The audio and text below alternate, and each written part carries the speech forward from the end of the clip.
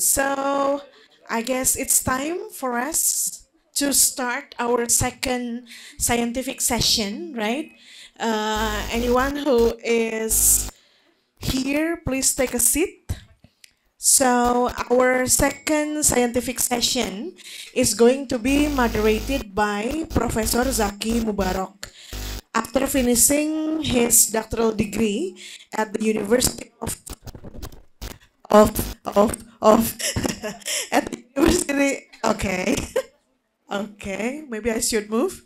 Okay, after finishing his doctoral degree at the University of Lubon, Austria, my French pronunciation is not good.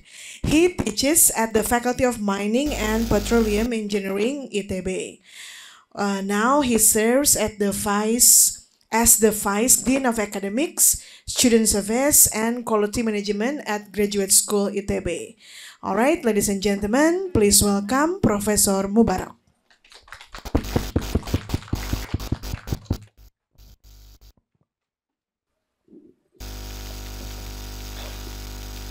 Good afternoon, ladies and gentlemen.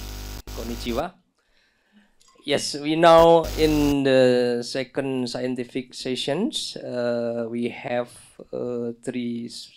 five speakers in the second scientific session, but I would like to invite two speakers.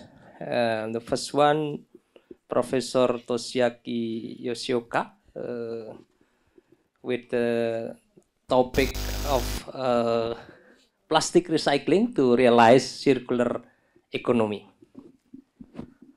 Yes, Professor Yoshioka now is Dean of Graduate School of Environmental Studies, Tohoku University, since 2014.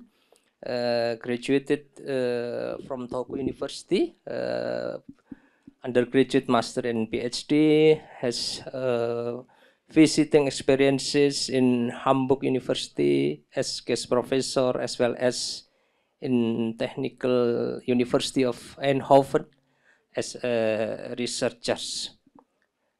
Professor Yoshioka, please, you can start your Thank talk. you very much for your kind introduction. My name is Yoshioka, and I'm not so young, and it's difficult to the read of the character. It's better to shift to this side.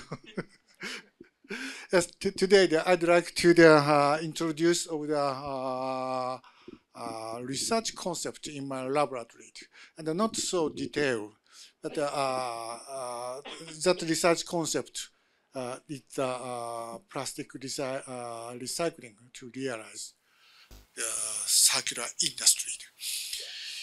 Yes. Okay. And there is my laboratory staff, and one is Shogo Kumagai. Now he is the associate professor. He belonged to the graduate school of engineering. And then the associate professor Yuko Saito, and she belonged to the other faculty of the graduate school of the environment. I belong to the advanced chemistry course, but she is the social science course. And then the one is assistant professor and Stinko. He is Chinese and Mongolian. And now that we are promoted to the research for the totally the 4 staffs, including me. Yes, this is very important concept in my research topic. And do you know that recently the plastic issue is a very big, wide issue in the world, and microplastics and plastic litter and the plastic waste, the how to recycle, the how to use of the, and then the how to work with plastics. And then we try to the recycling of the waste plastic until now. But I think that is not so real circular and carbon neutrality, because the plastic is the now symbolic material for the carbon neutrality and the circular economy. Yes, until now we are consumer of the waste, consumer of the plastics. But the plastics product supplier is the user industry. And now we consider how to recycle it. In that case, a very small circulation between the user industry and the consumer. But considering the carbon neutrality and the circular industry, the circular economy, we have to collaborate with the petroleum refining and the chemical industries.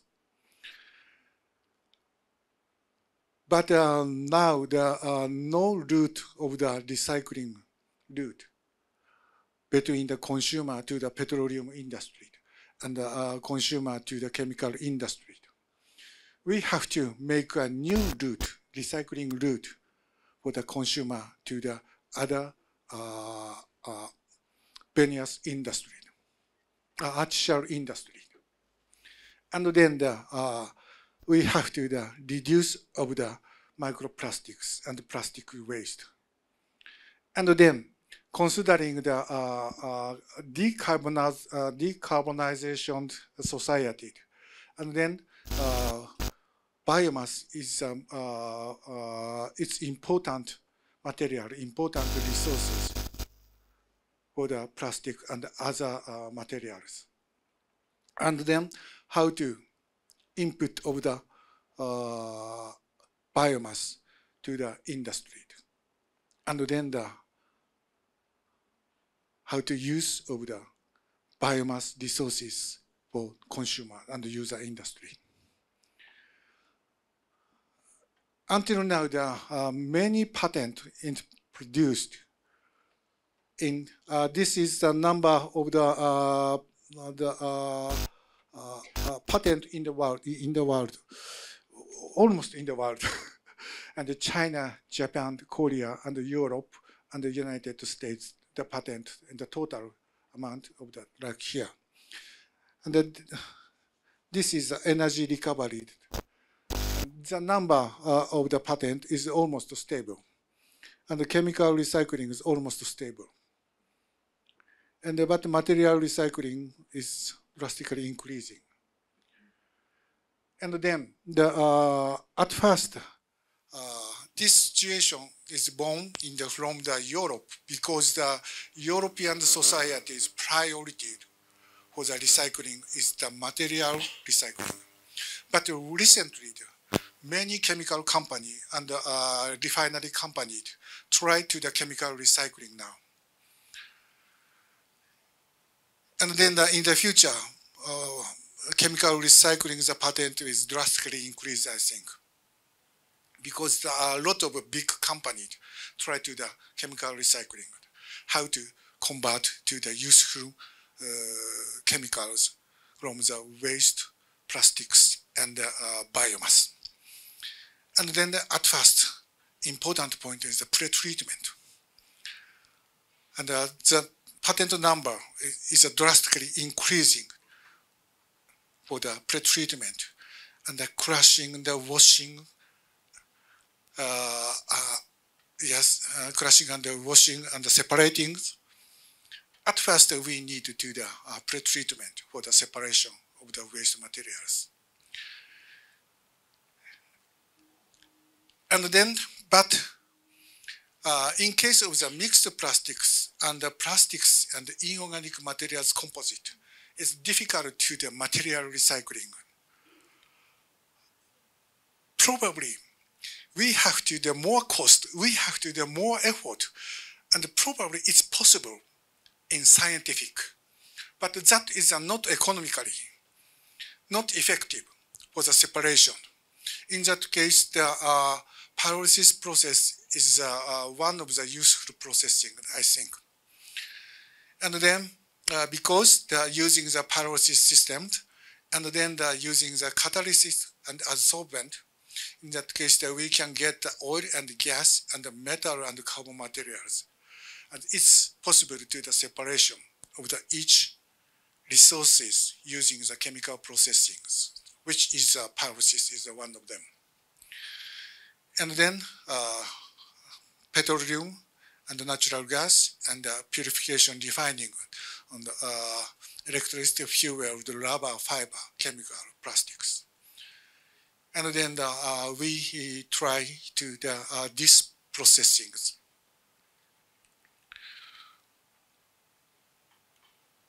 Yes, this is the oil refining processing. And oil refining process is not one processing.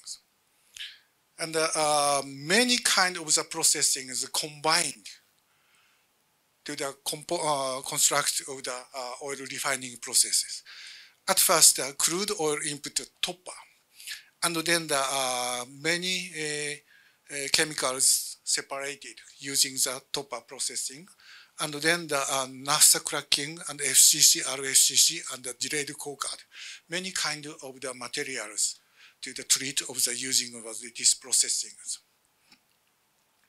And then the waste plastics have not one component, very varied. There are very varied component of the plastics. In that case, these plastics can treated with the many kind of the previous processings using the in actual industry processing.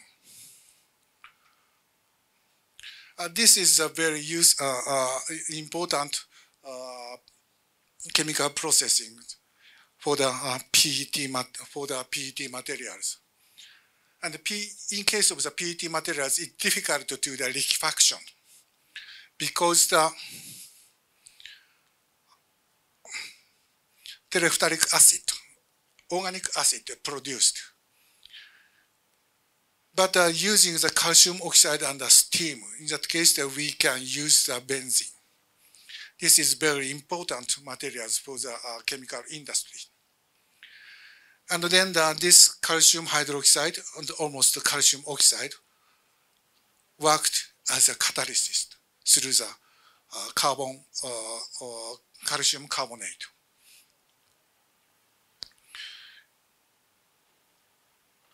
And then using this processing and the liquefaction process is completed.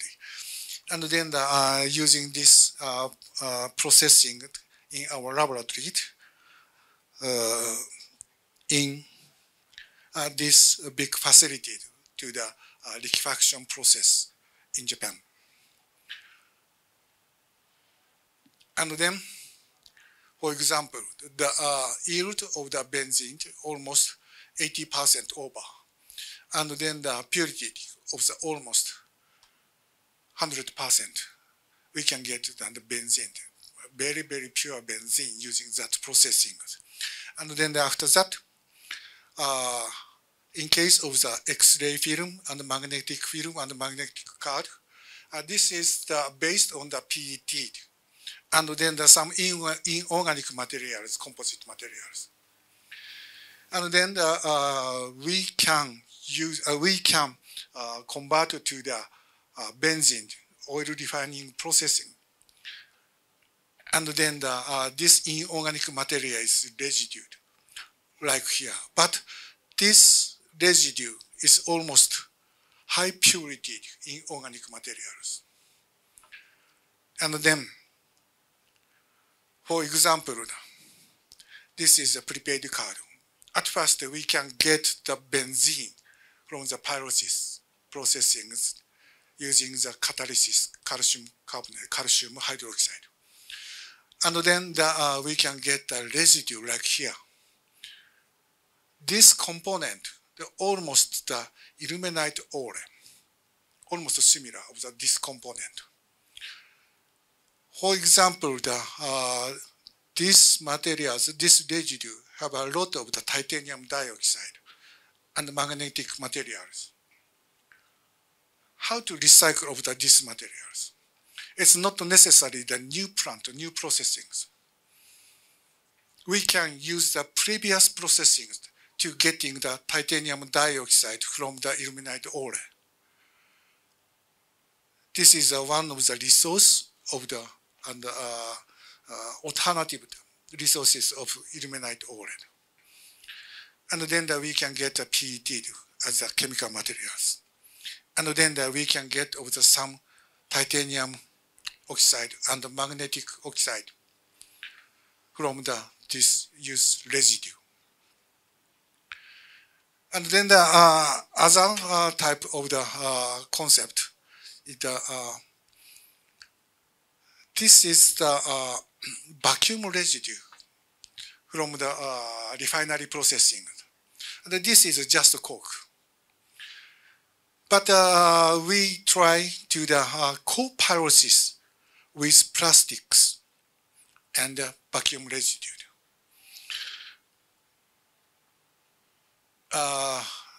This experimental apertures of the similar to the coke oven in the refinery processings, and then we can mix with vacuum residue and polyethylene, and then we can get some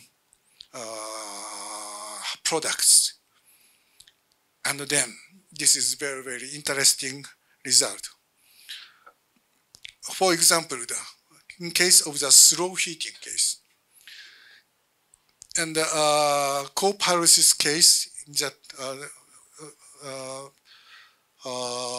for example, the light oil fraction is almost similar. But heavy oil, the produced is a little decreasing, and the coke yield is a little bit increasing. In case of the rapid heating, and the light fraction is a little bit decreasing, but coke part is drastically increasing. And then the controlled heating, this is a very, very secret, secret condition. But we can control of the heating processing. In that case, we can get of the lot of the light oil fraction. And using the similar processing, but we control of the heating rate. In that case, it's possible to the control of the product's materials. But it's difficult to try of the many kind of the conditions. In that case, it is a new type analysis of this one. This is a pyrolysis condition like here. Here is the some products fraction. If we need to the oil, for example, the carbon number 11 to 28, this condition is very significantly influence the production. In that case, we have to control of this condition. If we need of the other fraction, in that case, we have to control of these conditions. And this is the heritagecal cluster analysis of the composite pyrolysis products. This is produced in, this is developed in our laboratory. And then we have to the shift of the new resources to biomass from the crude oil. But it's difficult to getting the biomass resources. In that case, the very useful biomass resources in the waste biomass, like here, in case of the Japan. And light green is the unused biomass waste in Japan. For example, the livestock excrement and the sewage sludge and the black liquor and paper waste, food waste, and many kind of the waste biomass. and then the unused biomass and non-food crop and woodland residue.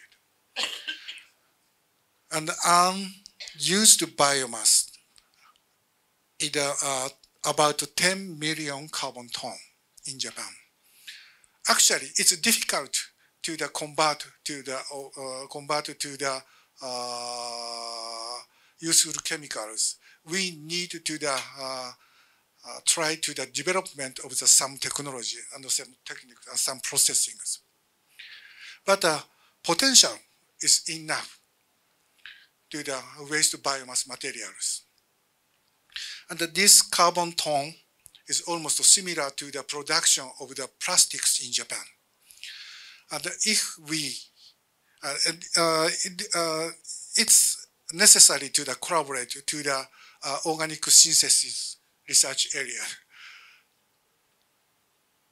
Plastic synthesis from the biomass research is very, very important for the collaboration. Yes, other case, and this is chlorine circulation is very important.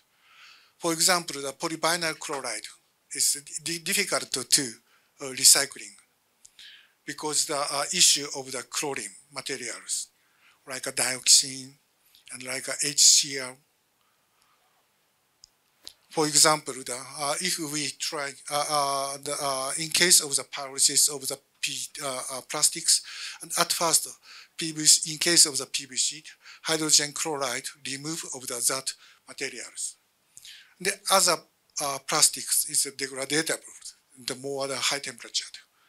And then we need to do the treatment to remove of the hydrogen chloride from the PVC. And then, but how to use the hydrogen chloride after the pre-treatment? In that case, it's removed to the heavy metal. This is case of the panel glass, but recently is not so large of the panel glass. But this is one of the concept, one of the example. And HCl at first capture using the calcium hydroxide, and then we can get the calcium chloride, and then this is the co-pyrolysis of this funnel gas, and then the PV is possible to remove of the funnel gas. The percentage almost 100%. And if we have to, if we try to remove of the many kind of the heavy metal of the some waste materials, in that case, PVC is very useful to use of the hydrogen chloride. And then using the wet processing of the treatment of the polyvinyl chloride. In this case, the NaOH solution and NaOH in ethylene glycol, NaOH in organic solvent, and then we can get natrium chloride, sodium chloride. Yes. And moment.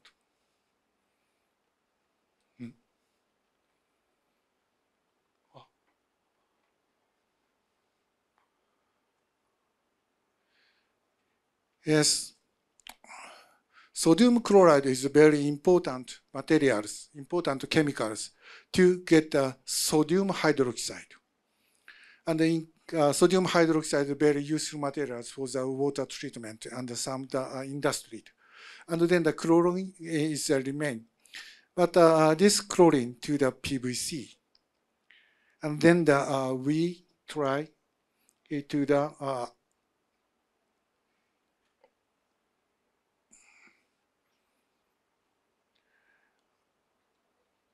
treatment of the PVC, this processing, and in that case, we can get the sodium chloride using this processing condition is at this temperature. And then we can get of the sodium chloride, and that sodium chloride put into the actual industry to make the electrolysis processings. And then it can cover 8.5% of the chlorine produced in the case of the soda industry. And then the 23% of the chlorine impact into the PVC manufacturing. This percentage is a very, very big percentage, very impact percentage in the actual industry. And then we can get of the sodium chloride like here. And then using the other processing, we can get the sodium chloride crystal. And then these materials go to the sodium industry as a resource of the acoustic soda and the polyvinyl chloride. And then the other case, I'm sorry to the Japanese. This is a separation of the wire harness of the electric cover one. And using the chemical processings, in that case, a very easy separation of the copper wire and PVC covered plastics. Like here, using the chemical processings, and then it's possible to clearly separation of the PVC part and the cover part and the copper wire, like here. This is one of the chemical processings. And then considering the recycling process, of course, it's necessary to the new development technology and the new development processing. But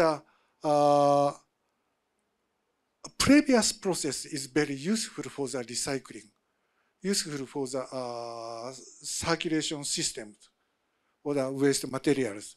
For example, the power plant, steel industry, cement, and petroleum and paper pulp industry, that facilities is located in like here, in case of Japan. And we can circle on the 100 kilometers. In that case, all of the Japan covered with using the key industries facilities. For example, like here, the Sendai area. In case of the Sendai area, is that, for example, the cement and petroleum and paper industries, like here, and we can have to collaborate with these facilities. And other case, and Nagoya, Osaka, and the Tokyo area, and they have some petroleum industry and the power plant industry. In that case, it's possible to collaborate in the local area. Of course, the plastic is a very high volume materials, low density. It's not so good for the transportation for the long stance. It's better to close to the effective of the local industry. This is very important concept in my laboratories now. Now this is our laboratories web page like here. And then we have a doctor course student and a master course student. And the blue is the non-Japanese student and staff. And the red is the Indonesian student. And Miranti Butit and Fajar Eko from the Indonesia now. And then he's William Pipkin. He's a United States. And then Tina from the Russia, and she is China. She is Germany, and she is a Philippine. And we are a lot of the international students. Yes, and now there are many research evidence based on the this lot of the students. Thank you very much. Thank you, Prof. Yasuoka. Very insightful talk. We invite now the second speakers from ITB, Dr. Ryo Raharja. Please, Dr. Ryo. Dr. Ryo graduated from Nagoya University, Japan, Earth and Environmental Science, and got bachelor and master degree from Institute Technology Bandung. He's a lecturer at the Faculty of Earth Science and Technology, Institute Technology Bandung, since 2024. Yeah? And he has done a lot of research in the area of disaster mitigations and disaster risk financing and analysis. Please, Dr. Ryo, you can start your talk.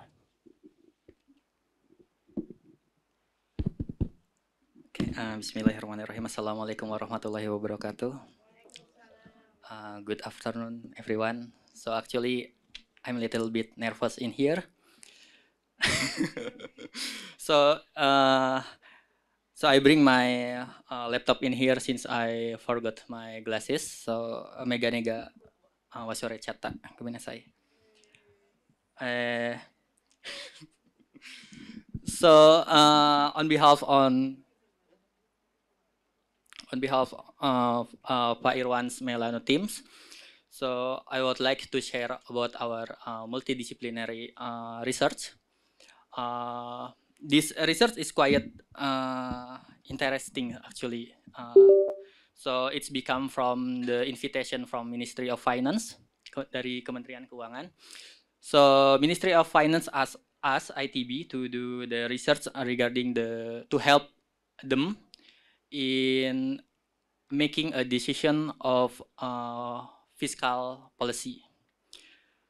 So in this research, we join many knowledge. For the example, this is Pak Irwan Melano and me, who expert in earthquake, and also we have Pak Wiwin, who expert in tsunami. And also Pak Rusmawan, expert in drought and also forest fire. And Pak Farid is from civil engineering, expert in flood. And also Pak Rais, who expert in extreme weather. And also Ibu Riantini, who expert in GIS analysis. And Ibu Dumaria Tampu Bolon from mathematics, who expert in actuaries. And also this research is a collaboration not only for this university from ITB, and also we join with Polytechnic Negeri Semarang State Polytechnic, with Pak Garup, who expert in structure. The names who I mentioned actually have no economic background. So this is quite interesting when Ministry of Finance asks ITB, who doesn't have a faculty of economics, but asks us to do this research. And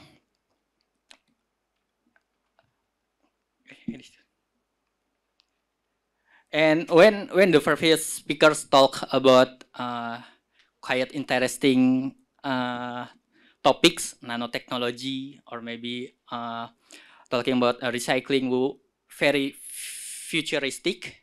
I would like to go back 20 years ago, when the first 9 magnitude earthquake occurred in 21st century. Is Aceh earthquake. So in this slide said that it improved the basic understanding of earthquake and also changed my life. But my life in this one is not me, Pak Irwan's life. But I don't know why it changed Pak Irwan's life. Maybe at that time where Pak Irwan was a PhD student in Nagoya University also, and he focused on the earthquake and volcano, and then this occurred and maybe changed his life. If change my life is my life, 26 December is my birthday. When I celebrated, oh, Tanjobi Amerito, yeah, and then I watch the news, and then this is the first time I know what is earthquake and also what is a tsunamis. So it's very interesting for me at that time at 10 years old. And then after that, I following the another earthquake event. For the example, it's Kobe earthquake in 95. And somehow made me more interesting to learn about earthquake. So this big earthquake actually following by the tsunami has killed more than 220,000 lives. And then I just check quickly the total population in Sendai. In the Sendai area is 2 million. So it's almost 10% of the Sendai population lost their life due to this disaster. So this is become our benchmark, our increasing our knowledge to learn about the disaster in Indonesia. And this slide is the key point is real dangers, the unknown, and the very improbable. It is a unique sentence, but it's meaningfully full. So mostly all of the earthquake experts can define, estimate the possible maximum magnitude on the known fault system. But we have the limitation since not all the fault system is well defined. We have unknown fault system that we don't know until the earthquake occurred first. And then this is the real danger actually. We didn't expect that for the example in Mamuju, Majene in 2021, we didn't expect that the earthquake with magnitude 6 in here will occur. So this is the real danger.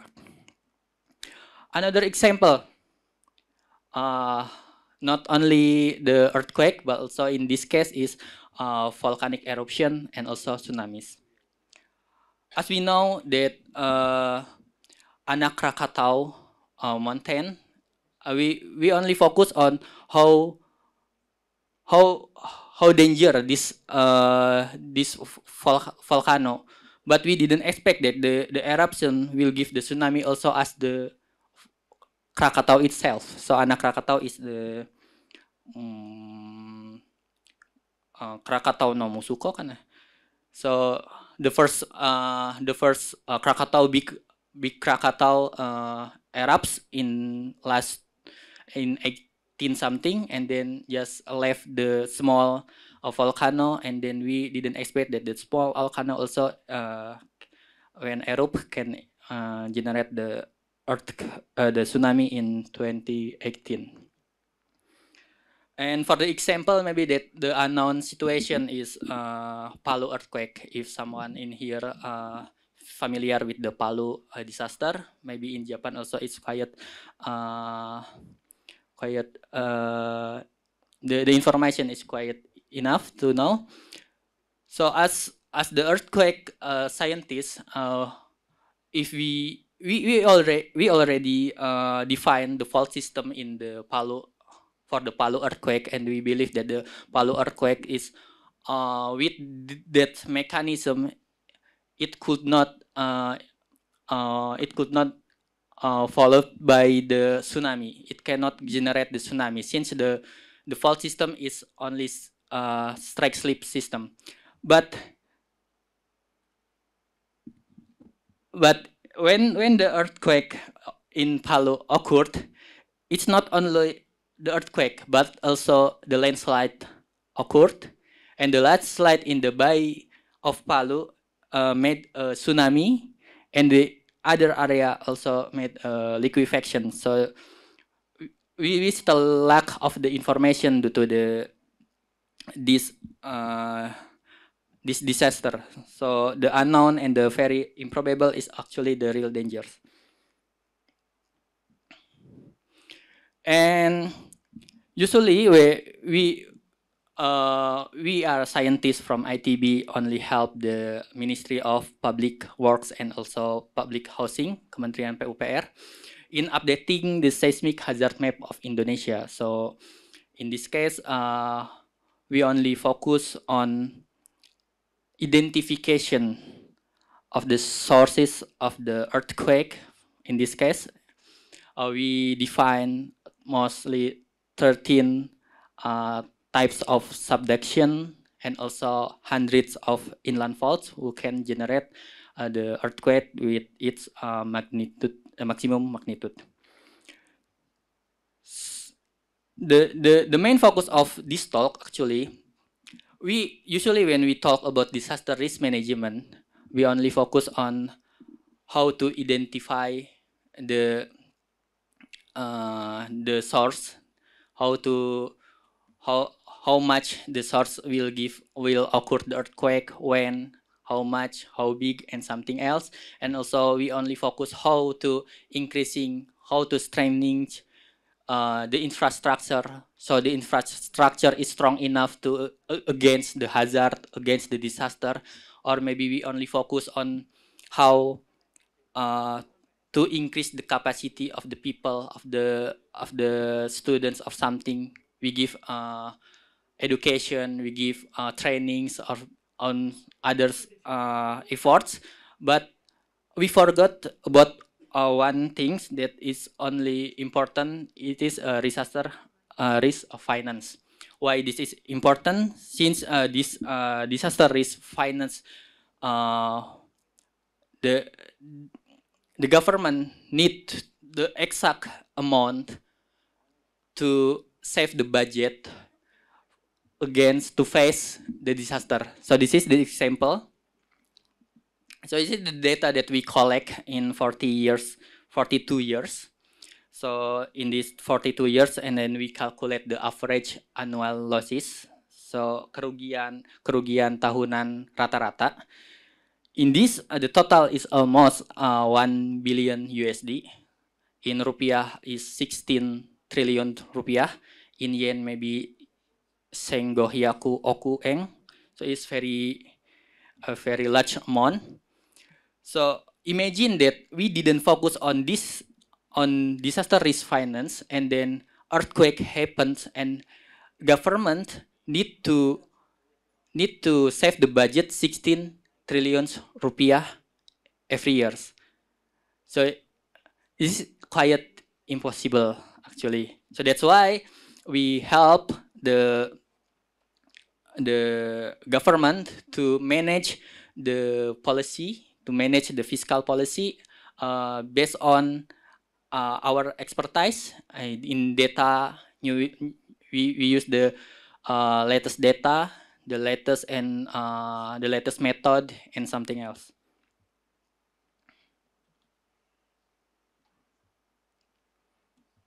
And this is the output actually that we provide for the ministry. It's a loss data and also risk model. This is used for the DRF strategy. So actually we have three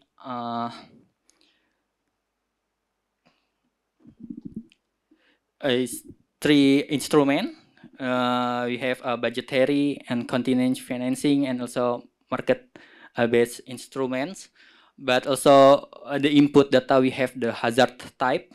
Is there any like high frequency but low severity? For example, in Indonesia is flood. Flood is high frequency but low severity, and also we have low frequency and also high severity. For the example is big magnitude earthquake.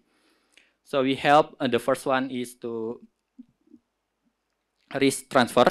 So risk transfer is to risk transfer for assets such as the property insurance or agriculture insurance and risk transfer. So we transfer the risk to the third party, like insurance or something, and then we have the contingent credits. So financial instrument that provide liquidity immediately after a shock. So if there any disaster and we need a budget, we can directly get the budget. And also the last one is budget reserve reallocation. So this is actually that we use in the past until now. Maybe if earthquake occurred, we just reallocation from budget. Maybe this is budget for education, and then we need hurry to manage the disaster, so we take the budget from the education or maybe for something to help to manage the disaster. And also this research actually we should to explain these 5 questions. So our method, our data, our expertise in multidisciplinary, we have to answer this question, like how do I estimate my fiscal exposure in the event of a disaster, and should we set aside funds in a reserve fund, and how large should this reserve fund be? And the third one is, should we seek to establish a line of credit which can immediately be drawn upon if a disaster, and also so on. This is that our research is should be answer these 5 questions. And we talk about the scope. We know that Indonesia is not only earthquake and tsunami or some things, but maybe similar with Japan, but we don't have typhoon in here. Maybe Japan familiar with typhoon, but we have extreme weather. Extreme weather in this case, in the bottom left one, means the wind in here. We have the last in Rancaikek, mini tornado. So in hazard type, we provide for this 9 hazard, not only earthquake, tsunami, also landslide, also flood, volcanic eruptions, drought, extreme weather, extreme wave, and also forest fire. And we have to calculate this hazard when affected the exposure data, and the exposure data in this case is household, and also state-owned building, BMN, bangunan milik negara. Contoh, for the example is tax office, or maybe another office who owned by state, and also regional owned assets. In regional owned asset, we focus only 2 things: the facility, medical facility, like regional hospital, RSUD, and also the academic facility, is including the elementary school, junior, senior high school, and so on. And the output that we provide to the ministry actually, like historical losses until the AL, annual average losses, and also PML, probably maximum losses. So this is 2 kind is needed for the government to make fiscal policy, or to make decision makers. This is the method. So actually in this talk, I just want to not deeply talk about the method and the result. Just want to share that our research is joining by multidisciplinary knowledge. So this method is quite simple. So since ITB, we believe that we are expert on the science, we expert on the hazard calculation, and then we only focus on the first one in the hazard, And then we have the data exposure. Exposure provided by the ministry is a lot of the data. So in this case, we are helped by the Pak Eeng is from informatics engineering. They made machine learning to help us to distinguish which one the building has a good condition and which one is not good condition. And also we have the vulnerability. This is to connect the hazard and also the exposure, and then how loss if the damage occurred on this exposure. And we can calculate a risk if with the stress test even less stable, and also provide the financial layering as a PML. And I just want to share only one method in here, the earthquake. So we use the source model from the PUSGEN for this seismic hazard national map that we defined in the 2017 with including 30 subduction zones and also hundreds of the active fault. And we use methodology. We set the probabilistic event set until we got the outputs as the hazard PGA in if civil students, or maybe if you are the civil, maybe familiar with PGA, peak ground acceleration, and then we use this to estimate the losses, economic losses. Now this one PGA, then we use we generate many probability. This one is for every 500 years. So 10% exceedance probability in 50 years, but we use until 25,000 maybe. I'm not sure. And this is that we hope we can share to ministry. So the model output is probable maximum losses. So kerugian maksimum, kemungkinan kerugian maksimum dalam bentuk kurva in the curve shape. So this is important to layering and also transfer pricing. For example, we have this one, the curve, and then we set the resistance, transfer, and overspill. So if you're not familiar what is the retention, so retention actually is like our saving. So if the earthquake occurred 1 million and our saving is 1 million, so we can directly use that 1 million to save the disaster, to help the disaster. So this is retention. So we can give this layering. So we can give recommendation how much should the government have as the retention, and also if the rest mean, so retention maybe a half and then the rest is transfer, we have to make any method to solve the rest. We transfer it to the third party. In this case is insurance company. We also have collaboration with Indonesia Re. Indonesia Re is insurance for disaster owned by state owned BUMN, and also for industrial like my park who focus on the earthquake disaster for insurance. So we can give a recommendation such as fiscal policy and something else. And the transfers, so talking about the insurance, so we have to insure the exposure. So we have to insurance all of the buildings. So if the earthquake occurred, the government did not spend too much budget, so the insurance will help the government. And also we can do for another strategies like catastrophic bond or something.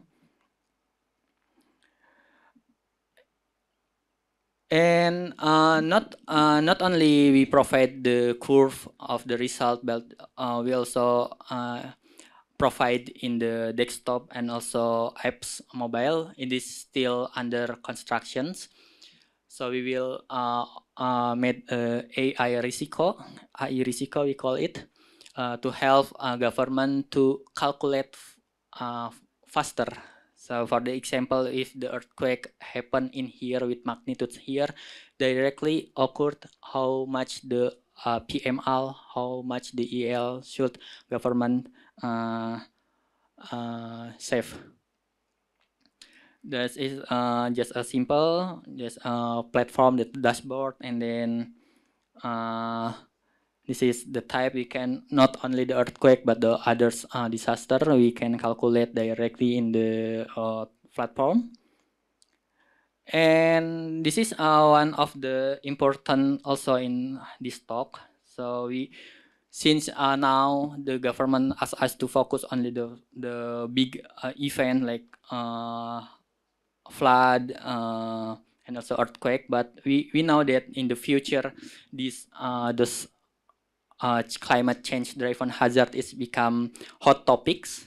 So we open collaboration not only with the professor in the front of me, but also if the student who interested to join this research about disaster risk, not only financing, management or something, reduction or everything about disaster, please you can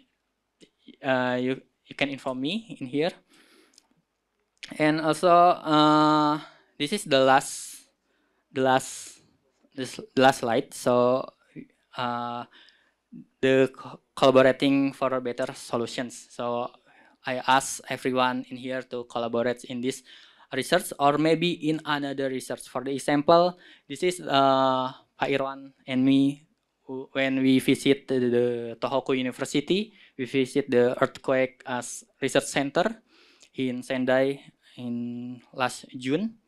And also we welcome opportunities for research collaboration, for any collaboration. In this case, not disaster risk financing, but focus on the assessing the earthquake potential in eastern part of Indonesia. So this is my last slide. Thank you. Thank you, Dr. Rio. You can take a seat. Me here. Yes, ladies and gentlemen, now we are on the question and answer sessions. Please, if you have any questions to our two speakers. Yeah, one from on this side, please.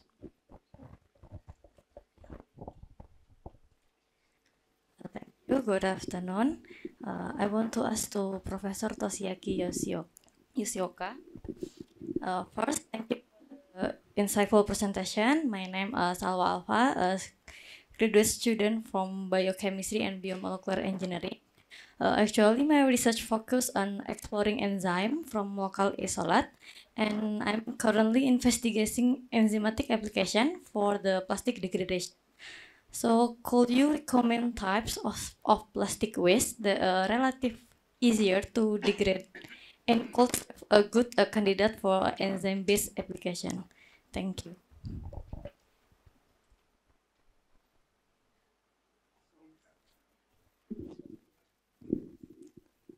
I'm sorry, not so clear over your. Repeat again. Okay, sorry. So actually, my research focus on the exploring enzyme from local isolate, and we investigate enzyme application for the plastic degradation. So could you recommend types of plastic waste? Yeah. Yeah, they are easier to degrade and could serve as good a candidate for enzyme application. Thank you. Yeah, and now in Japan, and I advise to the national government to the how to use of the bioplastics and biodegradable plastics. And at first, its first priority is the 3R: reduce, recycle, and reuse. And the next step, the how to use of the bioplastics and the biodegradable plastics. For example, in case of the agriculture and in the fishing industry, and it's difficult to the collecting of the floated and remained in the soil of the small plastics. In that case, it's necessary to the power of the biodegradable. Collecting systems is not so effective and not so economically. In that case, the biodegradable characteristics is very important. And if we can collect it of the waste plastics, but it's difficult to the separation using some technology. In that case, it's necessary to the energy recovery.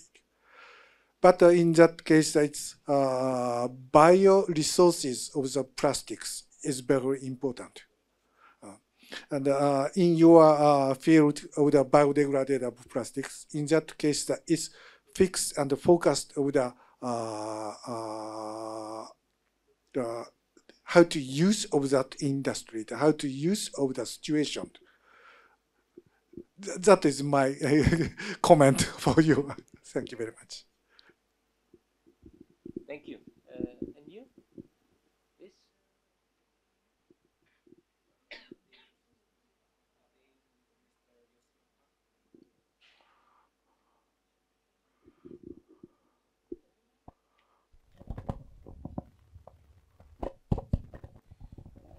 Good day, Mr. Yoshioka.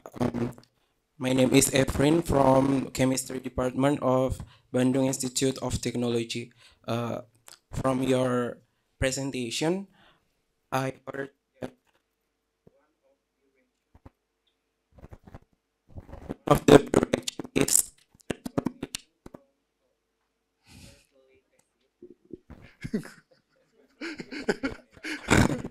It's difficult. from your presentation, you mentioned that the transformation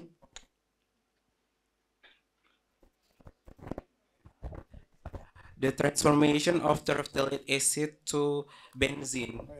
Could you explain the mechanism, the reaction mechanism of this reaction and the reagent, also the kind of the reaction, and also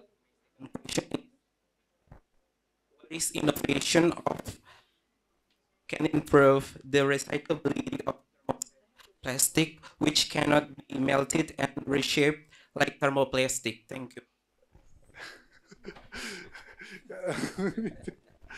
And the first question is how to the mechanism of to produce of the benzene from the polyethylene terephthalate.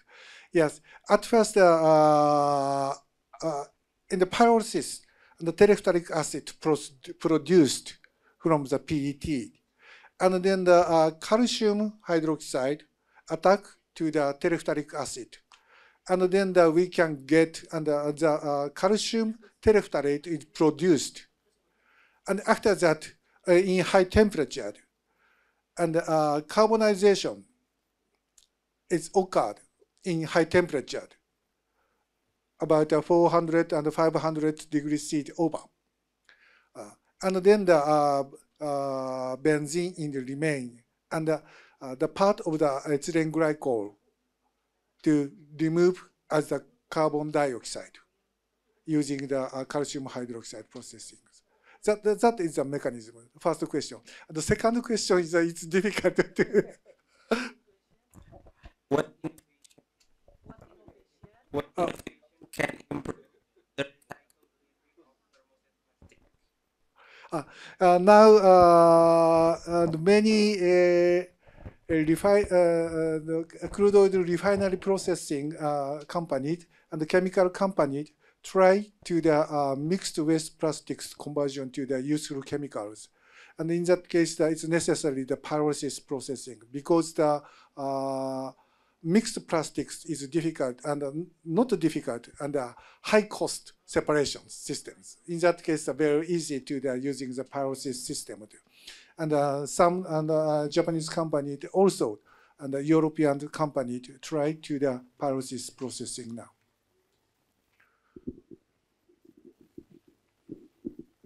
Thank you, Prof. Yoshioka. Still questions? One, I think from Dr. Arif. Yeah. Yeah. Yeah. Okay, yeah, please.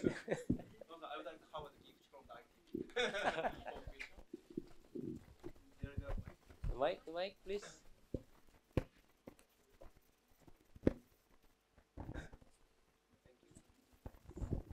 Yeah, thank you. Thank you. So,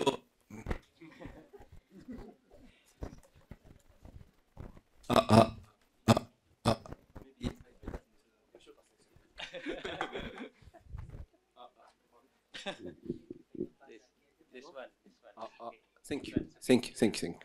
So, thank you very much to Rio. So very nice presentation. Then, really, unfortunately, you cannot join to the morning session due to your work. So, if you heard also my presentation, maybe we can more discuss the more further collaboration between the ITB and Tohoku University. Then, briefly introduce myself is also the flooding, drought, landslides, so the covering the research. So maybe I can collaborate, and also the Tohoku University, tsunami and earthquake is one of the very major topics. Maybe we can have the more further collaboration. Then my question, my comment. So so the UN conference disaster risk reduction 2015, we discussed which is important, insurance or pre-investment. Then finally we decided pre-investment is very important for facilities, not insurance, because insurance is saving the life, but insurance not making the economic development.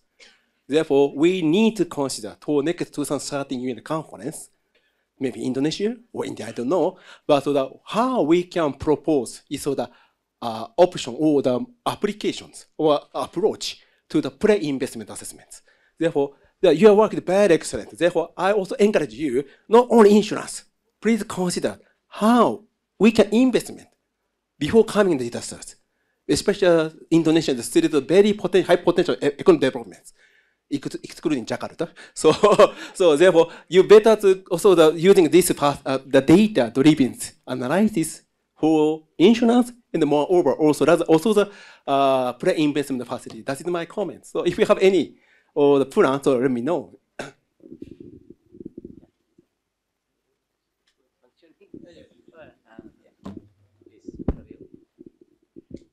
Yes, thank you for your comments.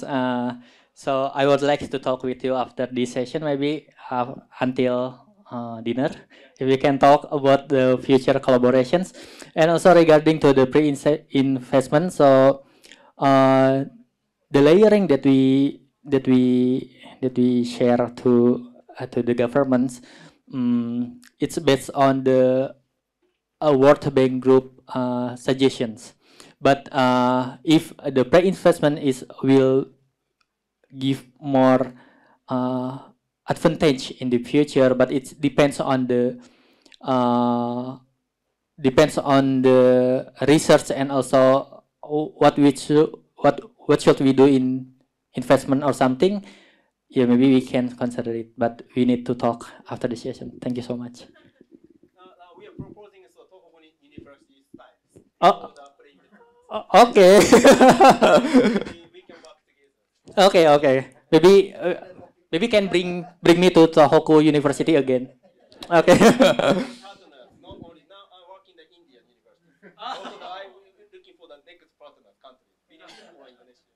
So I leave it very good. All right. Interesting. Dr. Arif, please.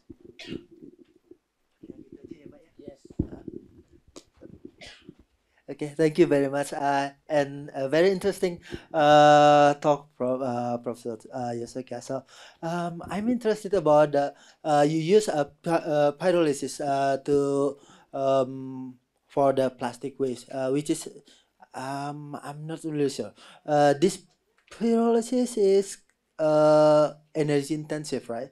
high consuming energy. So I wonder whether the process itself, because this kind of the competition with the whether we use the from the original source, or maybe we convert the plastic waste to the chemical, and maybe there is consideration about the economical. Is it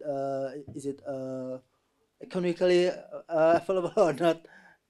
That's my first. The second, how about that's the plastic waste that can be collected. However, in the ocean, there's a microplastic that cannot be collected.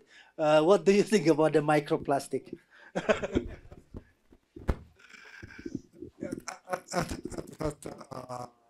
The second question. Yeah. In case of second question, and I have no idea to how to collect all the microplastics. But if we can more cost for the collection of the microplastics, and it's possible using the our technology. But cost is a very, very, very high cost, and that is not available, I think. Especially the depths in the ocean, and the microplastics is difficult to do. In that case, unfortunately, we are stable in the ocean or the microplastics. But it's important is the not to flow in the ocean, and not to remain in the soil.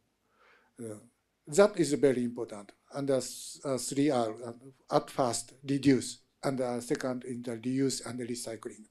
That is very important. And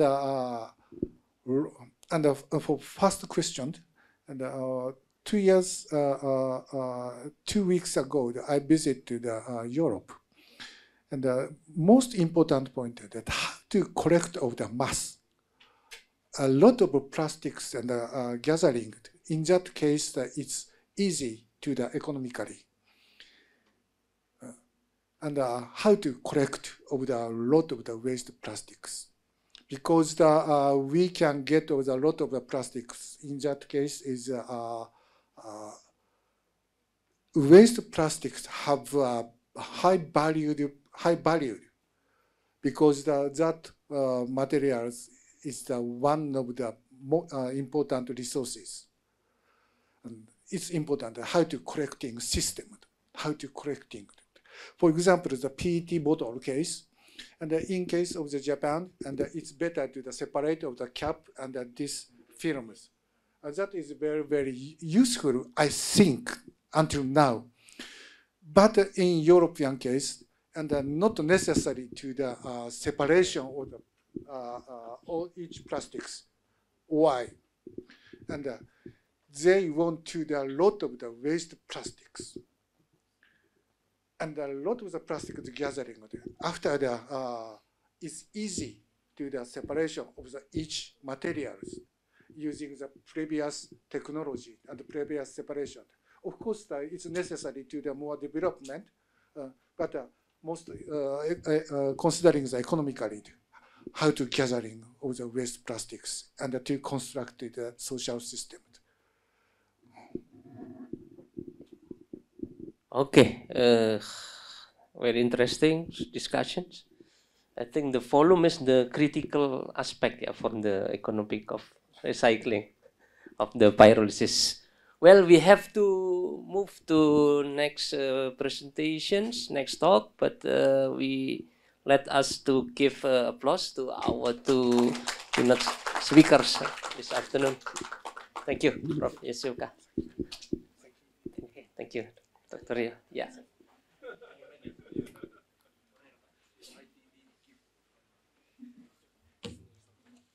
Well, let us now continue our sessions to the third speaker on the second scientific sessions.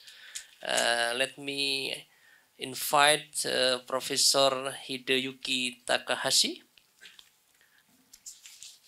to the stage.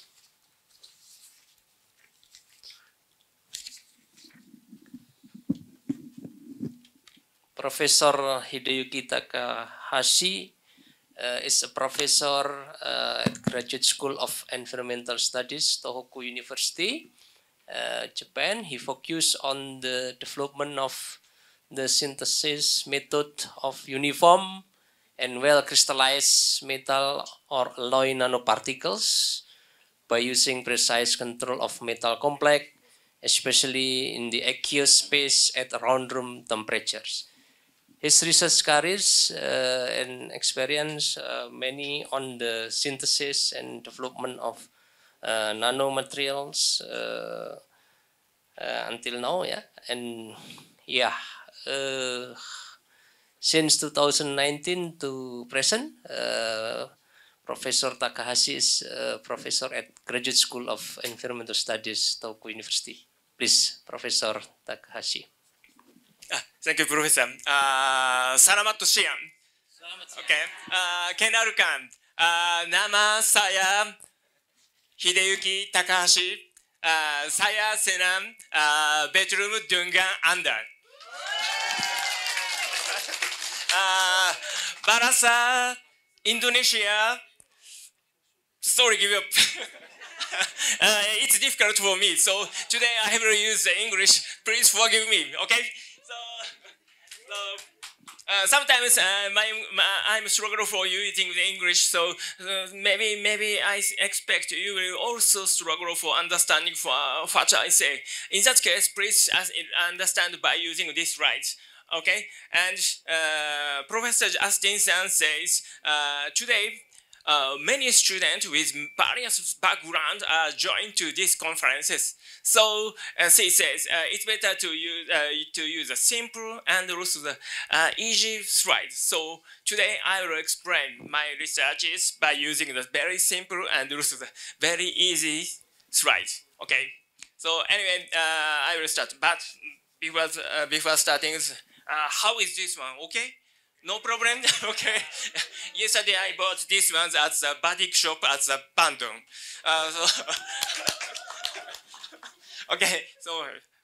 So let's start my presentation.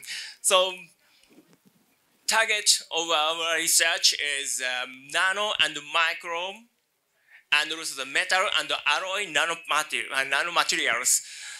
Of course, someone knows the synthesis of the nano and micro and metal alloy nanoparticles is very easy. And of course, maybe you can get these materials by using the simple equipment like this one. By the addition of the reducing agents from here to the solution which contains the metal salts solutions, so the nano-sized materials can be synthesized easily. However, accepting the rare metal nanoparticles such as gold, platinum, and silver, the nanomaterials, especially the alloy nanoparticles, which contains traditional metals, is not widely used because they have very large problems, such as corrosion and also the short lifetime. Of course, you can get these materials by using the very high energy, but we are belonging to the Graduate School of Environmental Studies, so we should try to synthesize these materials by the environmental friendly condition, a low temperature at around the room temperature, 30 degrees Celsius to the 80 degrees Celsius, and simple equipment like this one. So, especially, please show around you. Maybe you cannot find the materials which constructed by the single element. Everything is alloy particles. So we should try to synthesize the alloy nanoparticles in the water phases and room temperature. So our research target is how to synthesize the alloy nanoparticles in the water phases. So, but it's very difficult because in many cases it's caused a corrosion reaction and also the short lifetimes. So why these materials is not synthesized? The reason is summarized this one. Maybe everyone understand what this means. Maybe if your supervisor, teacher, and also the professor asks you how to dissolve these materials, maybe everyone answers these materials is divided into Cu ion and also the 2NO3 minus ion, and it forms the solution phase like this one. It's right, but it's incorrect. This is the reason why we cannot get the alloy nanoparticles in the water phases. This is the most important problems. For example, this CuNO3 is divided into Cu metal and also the 2NO3 materials. Thus, it is dissolved into water because this is the ion. This is also ion. So, how is this one? CuNO3 minus. This is also ion. Thus, these materials, it means complex is also dissolved into water. And in water phases, hydroxy ion and also counter ion is also contained in the water phases. Thus, CuOH minus complex and CuOH2 minus CuOH2 complex is also formed in the water phases. And finally, it reached to the equilibrium phases. Therefore, when you dissolve the CuNO3 to agent, so you should answer. This is divided into alpha Cu2 plus, beta NO3 minus, gamma CuNO2 plus NO3 minus complex, gamma sigma Cu2 plus NO3 complex, and also something. This is the reason why you cannot get the alloy nanoparticles from the water. Because this is a schematic drawing of the condition of the aqueous phases and also the reduction rate. In other words, reduction potential and also the morphology of the product. In the case of the single metal element, by the addition of the metal salt into the solution, metal ion is also synthesized, but at the same time, metal 2 complex reagent and also the 3 complex reagent is also generated at the same time. The property of these materials is not same to this one. Of course, the property of these materials and these materials is not same. It means the reduction potential, reduction rate is not same to each other. By the addition of the reducing reagent into the solution, the concentration of each species is decreased with increasing the times, and materials is synthesized. At first, metal ion is reduced into the core of the materials, and these materials form the surface of the materials.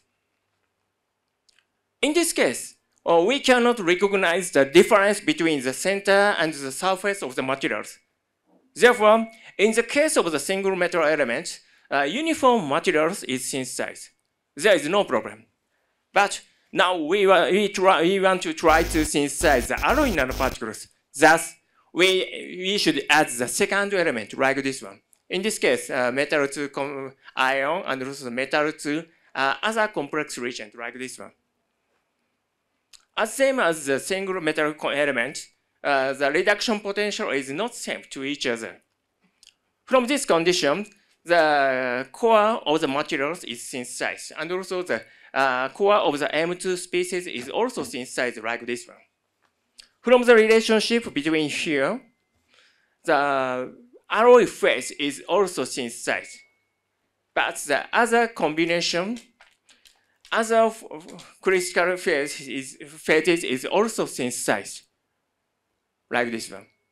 Thus, the various crystal phases and many defect and grain boundary is co-generated in one particle. Thus, the as shown in this figure, these schematic drawings, polycrystalline structure is constructed from this condition. In this case, the lattice misfittings and also the defect is also generated in one particle.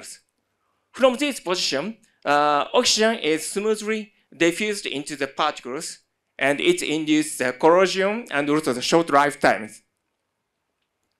And as shown in this figure, the various crystal phases coexist in one particle. If this crystal phase shows high performances, we should say this is dust.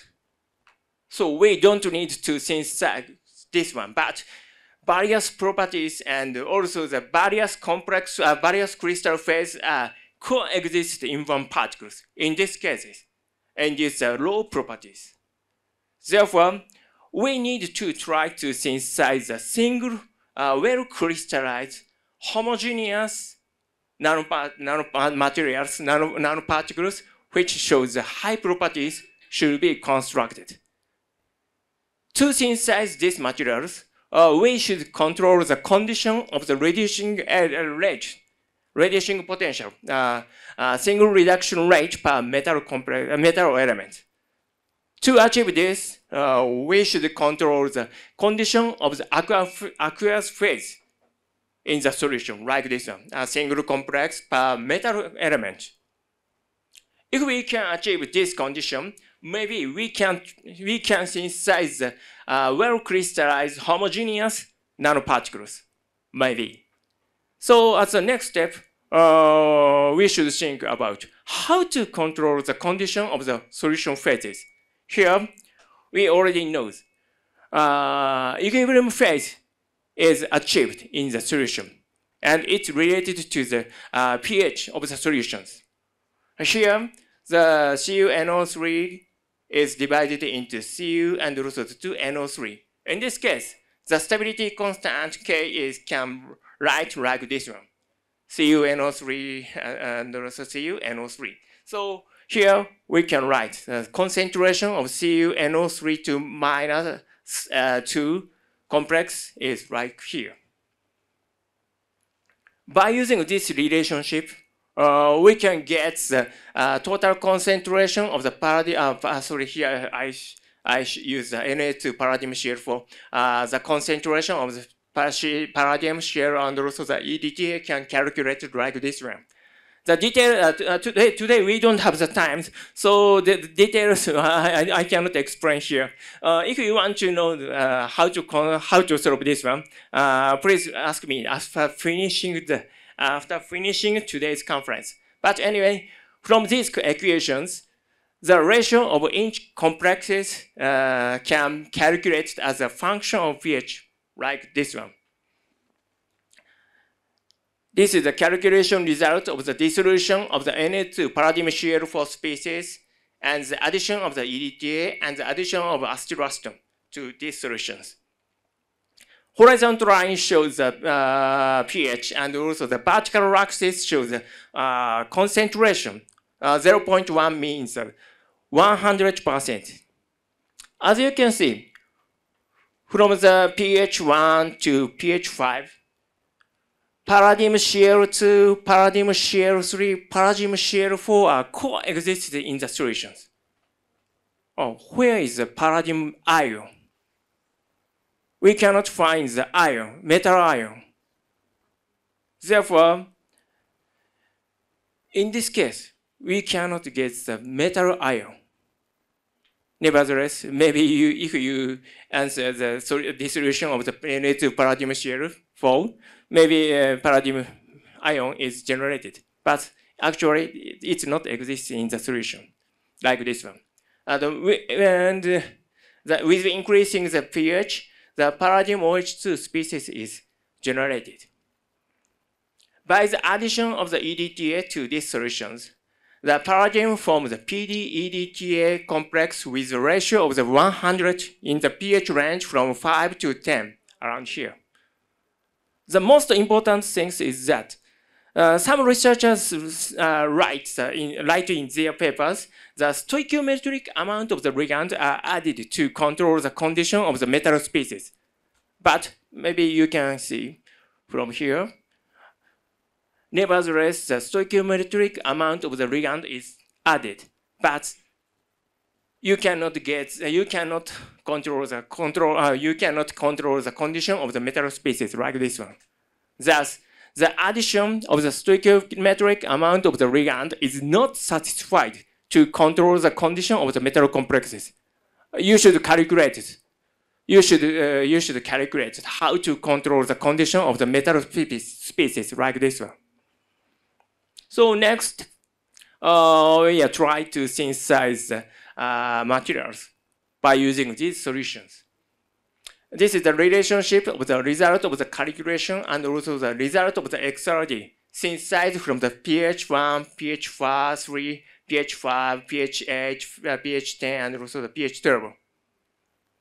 As shown in this graph, from the solution with the pH 1 and the pH 3, we can synthesize the various crystal phases because it contains a various complex condition.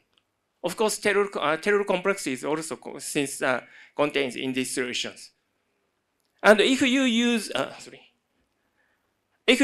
the solution with the pH 12, the palladium metal is synthesized because it's directly reduced from the palladium OH2 species in these cases. And if you select the solution from pH 5 to 10, maybe you can see the palladium 20 tellur 7 alloy nanoparticles. This is the target of this experiment. Can be synthesized from the uniform complex condition by utilizing the calculations. This is the 10 micrographs of the synthesized materials and also the EDX analysis of the each particles.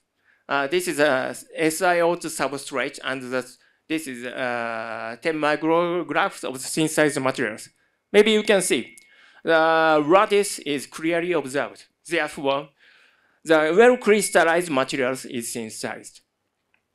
And from this EDX analysis, the ratio between the palladium 20 tellur is also uniform. Therefore, the well-crystallized and homogeneous alloy nanoparticles can be synthesized under room temperature, 30 degrees Celsius, and in water by using the beaker, only beaker. By using this concept, we are trying to synthesize various materials. He is associate professor Shun Yokoyama. He tried to fabricate the low-dimensional Cu nano-Y nanomaterials. He tried to control the complex condition in the aqueous solution by utilizing the electrochemical analysis and the prediction, and also using the surfactant and also chloride bromide. So he can successfully synthesize the Cu metal nanoparticles, Cu nanowires, Cu nanoplate in the water. And he applies to the various industrial phases. He is assistant professor Koji Okayama, and he tried to fabricate the thin halide perovskite layer for photovoltaic applications. Maybe you know, the perovskite solar cell is very famous materials, and recently many researchers tried to synthesize, but they are very big, weak problem. This perovskite solar cell is very weak for the water, moisture. It's smoothly decomposed into the other materials. But if so, it cannot be utilized in the air condition. We cannot utilize these materials. So he tried to synthesize the perovskite type materials under the water by controlling the condition of the metal species, and he can successfully fabricate the photoactive layer based on the thin halide perovskite like this one. He can achieve the synthesis of the perovskite materials under the water like this one. So conclusion, the controlling the condition of the original solution leads to the well-crystallized, homogeneous, and high performances alloy nanomaterials can be synthesized within the water at around room temperature using a simple equipment like beaker. In other words, basics is more important, as same as a human. Okay, so terimakashi.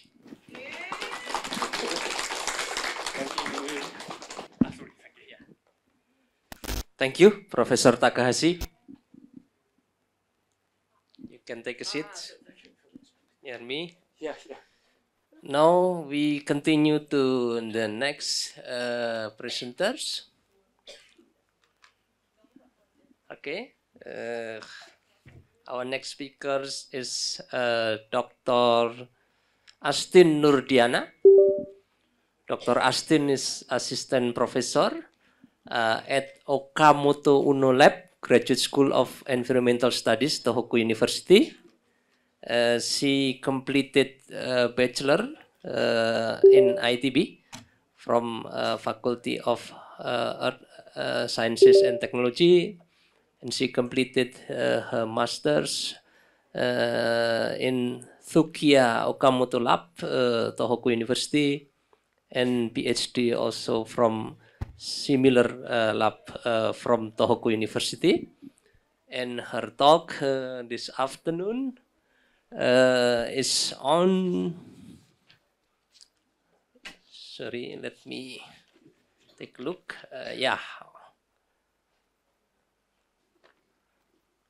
On multidisciplinary studies program, introduction of international environmental security leadership program. Is it? Yes. Please, Dr. Astin. Okay. Thank you, Professor Zaki, for introducing me. So, good afternoon, everyone. So, I'm Astin from Tohoku University, and I'm now working as assistant professor in this graduate school, and I am part of ISLP working group for this international program, our graduate school of environmental studies. I graduated from geological engineering here in ITB years ago. 10 years ago, if it is to be precise. So now I'm going to present about our international program. It's not technical thing as our sensei. So it's IESLP, or International Environmental Leadership Security Leadership Program. Some of you may know it's by its former name of ILP. It's the International Environmental Leadership Program. So So if you or your friends or your are looking for an international program, master or for doctoral course in Japanese universities. So for master, it's typically 2 years, and doctoral, typically 3 years. Are looking for full funded opportunity for academic and living expenses. Okay. Or if you're looking for a program that integrates a lot of field studies like engineering or sciences or material science or social science even.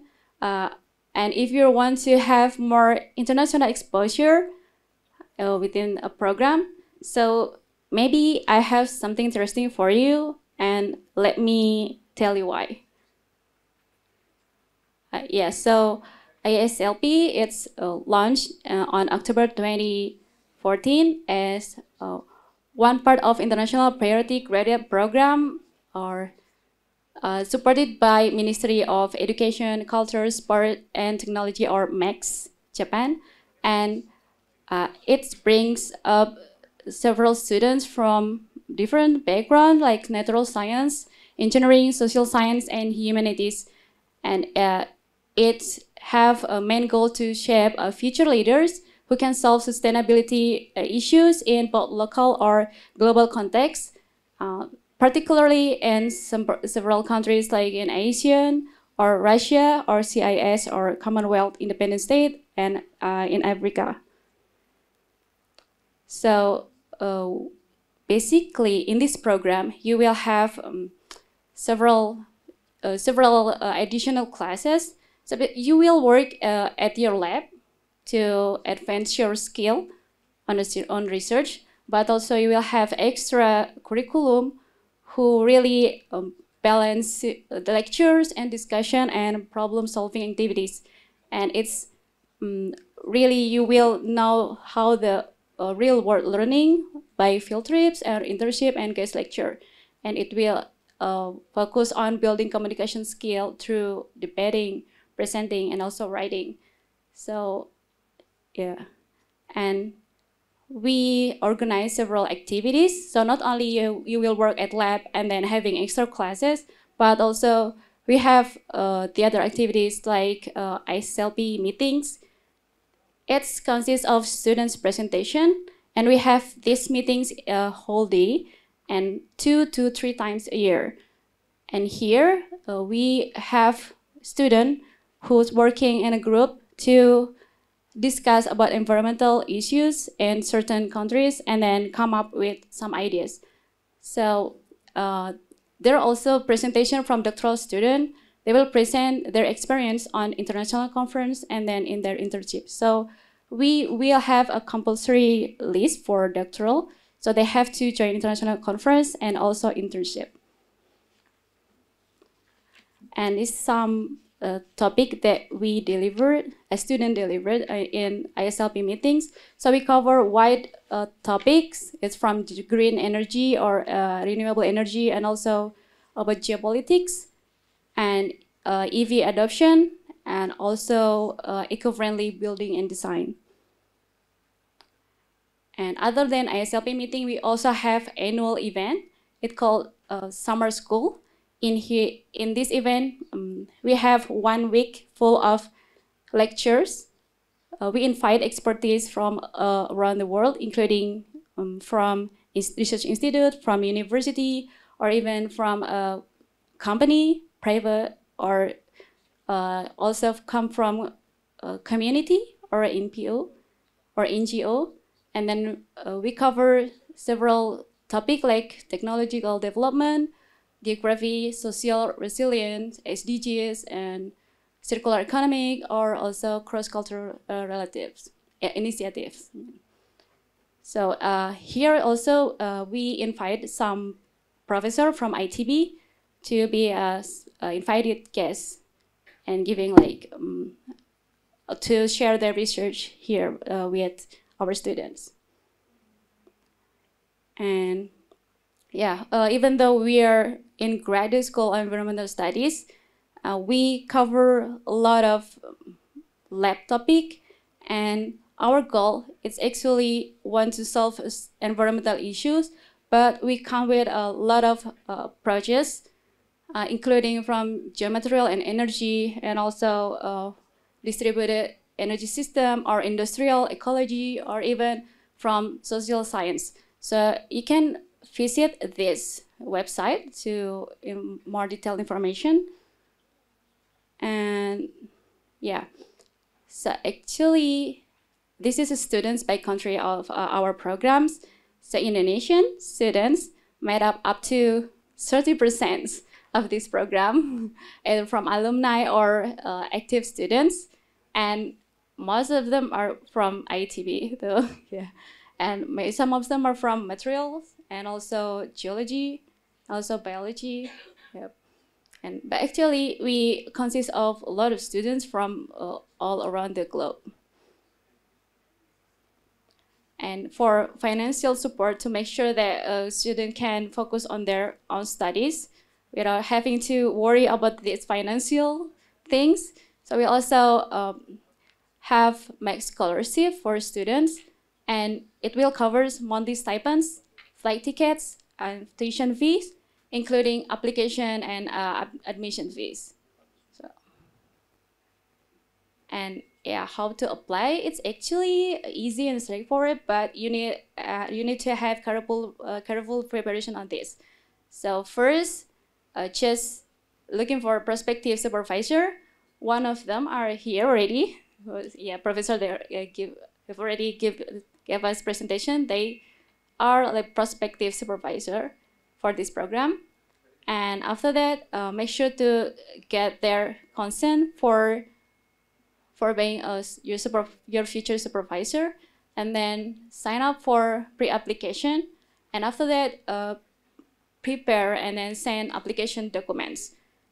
Quite a lot of documents, but it's still fine, not that hard. And before you got result announcement, you will go through examination. It can be interview or online test. And yeah, this is application timeline for admission for October next year. But we're sorry that for October 2025 application, it just closed this mid-November. But this timeline can be used for plan ahead your admission plan. And then, so we always start or likely to follow this timeline, start from September, and then we'll wrap up on January. So yeah, we will have document application ends on mid-November, and then you will have a certain step for screening and examination, and the notification period will be on January, early January. And you will start the course on the next October after notification period. So yeah, if you're looking for international program and then which have fully funded and with diverse field of study and more international exposure, maybe you can join us in SLP, International Environmental Security Leadership Program. So join us with SLP family and also with Kenichi, our mascot. And this is the pictures of us throughout the years. We're from 2014, and then this is some photos from 2017 to 2022. Yeah, so if you've got some questions, just reach out our email, send us email in this email and put the subject on ISLP. And or you can just reach me out during this after the symposium, or just contact me through email or SNS. That's also fine. Actually, by next year, early next year, I will be moving to geological engineering ITB and will not directly involved in this program anymore. But if you have a question, just let me know and I will be glad to help however I can. Okay, thank you. Thank you, Dr. Astin. Very valuable information for us, especially for our master students that is looking for the opportunity for their PhD. Yeah, thank you. Please take a seat near me. And we move now to our our fifth speakers this afternoon, Professor Brian Yuliarto. Professor Brian is a professor at Department of Engineering Physics, ITB. Now he's also the Dean, Faculty of Industrial Technology, and he graduated from University of Tokyo. Pak Brian, please, now it's your time. Thank you.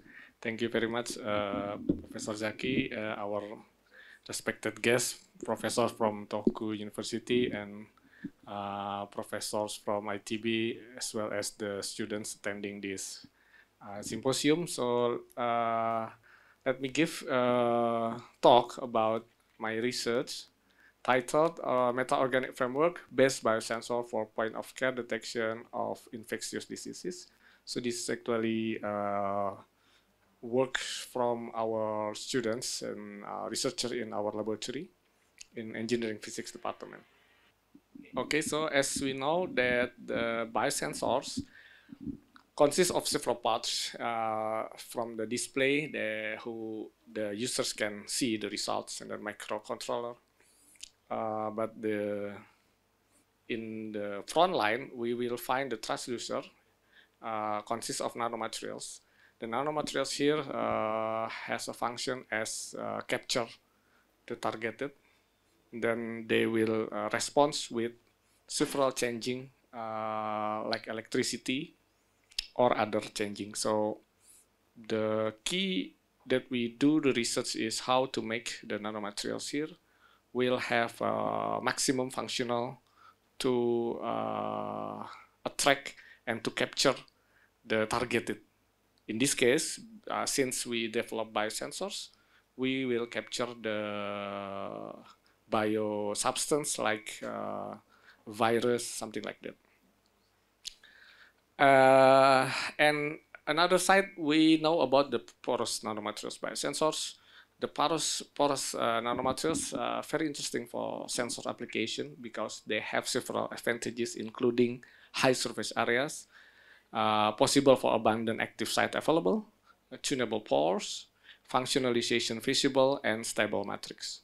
So these advantages will push the nanomaterials has optimum function as the biosensors. So MOFs, as we know, also they have high surface area, abundant active sites, tunable pore, and tunable surface area. All of these properties has very advantages for many applications, especially in biosensors, because we need as many as possible biological substance can be captured. So they will have bigger sensitivity. The early detection system is very important nowadays. As we just passed our world pandemic, we know that the faster we can detect, the faster we can diagnostic, the faster we can anticipate. So diagnostic instruments is one of the important thing so that we can understand faster and better about our body, our condition. So this in our laboratory there are two approaches we develop. First is electrochemical sensors. We make several sensors using electrochemical technique. Another one we use optical technique. So both of these technique we develop for several infectious disease, including dengue, hepatitis, glucose, dopamine, or in optical we also develop like tuberculosis, COVID-19, glucose, breast cancer, and other things. So let's start with the first result. This is copper MOF for hepatitis B. So this is the SKUST nanoparticles modified by varying modulator amount. The higher the ethanolamine amount, the smaller particles. So we control particle here. We want to see the effect of the particle with the capacity to capture the target. In this case is the virus of hepatitis B. So we try here several different concentration of the ethanolamine, and we got the different response.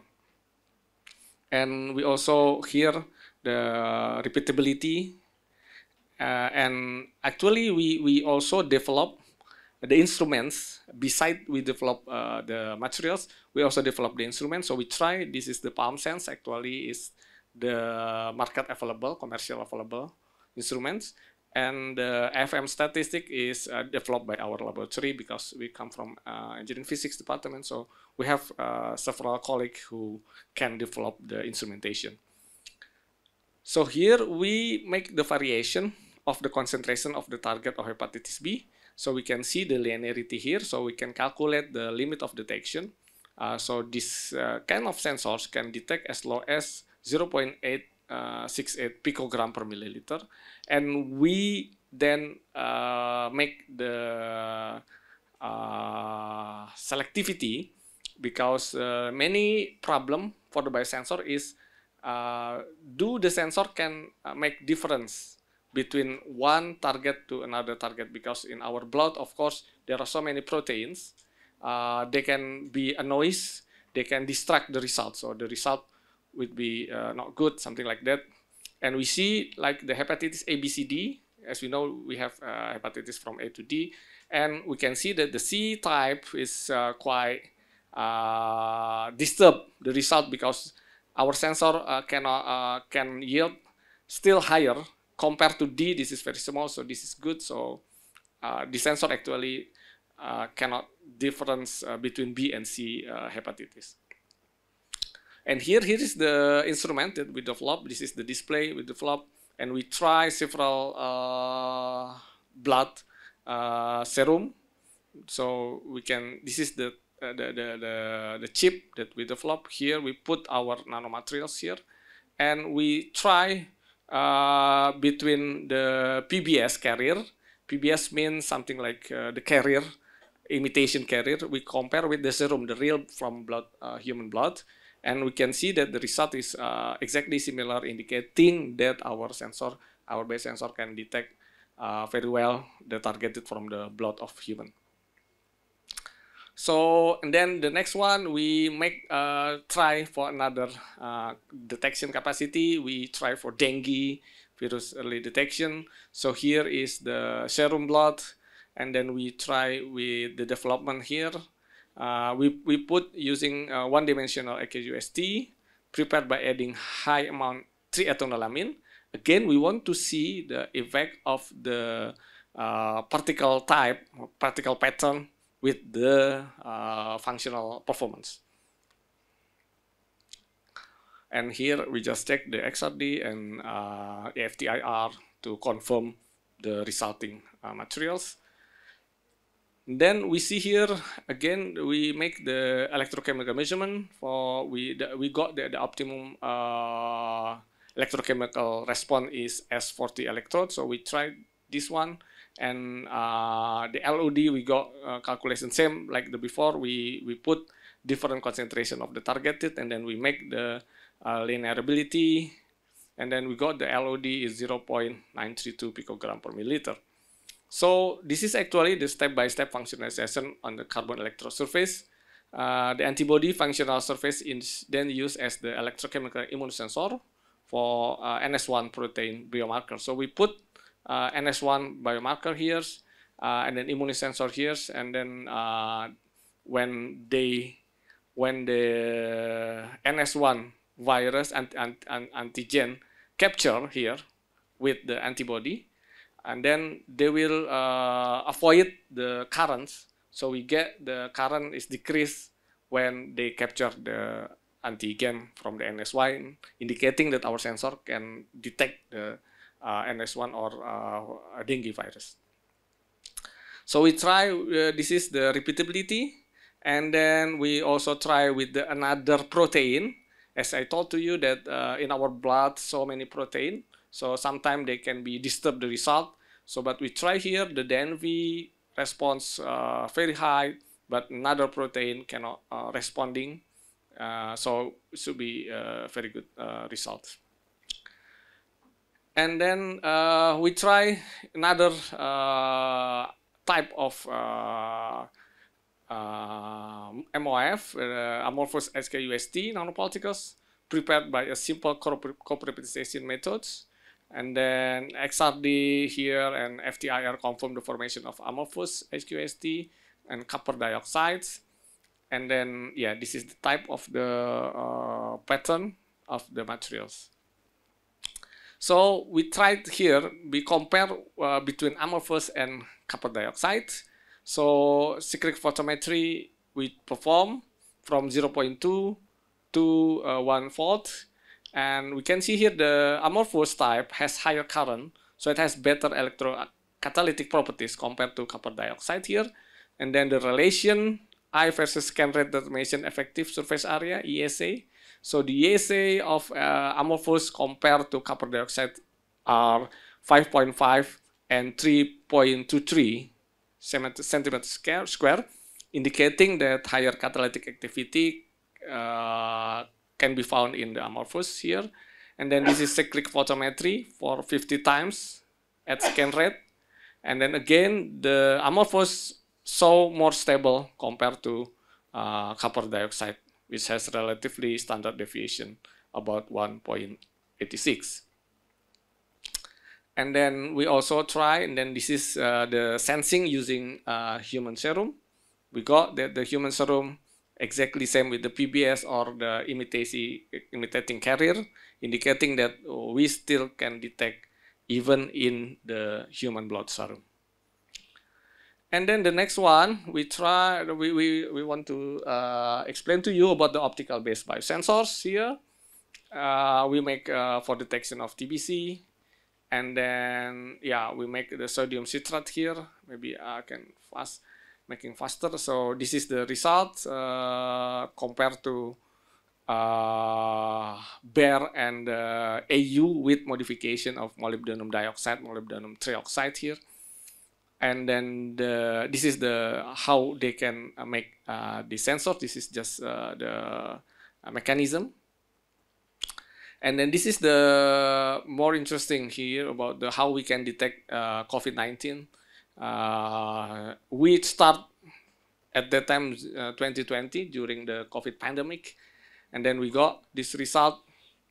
Yeah, this is we got the IUO 66. This is our nanostructure material like this. We put here, and then we add the antibody, and then BSA here for blocking. BSA has a function as the blocking another protein that sometimes disturb the noise to be the noise of the result.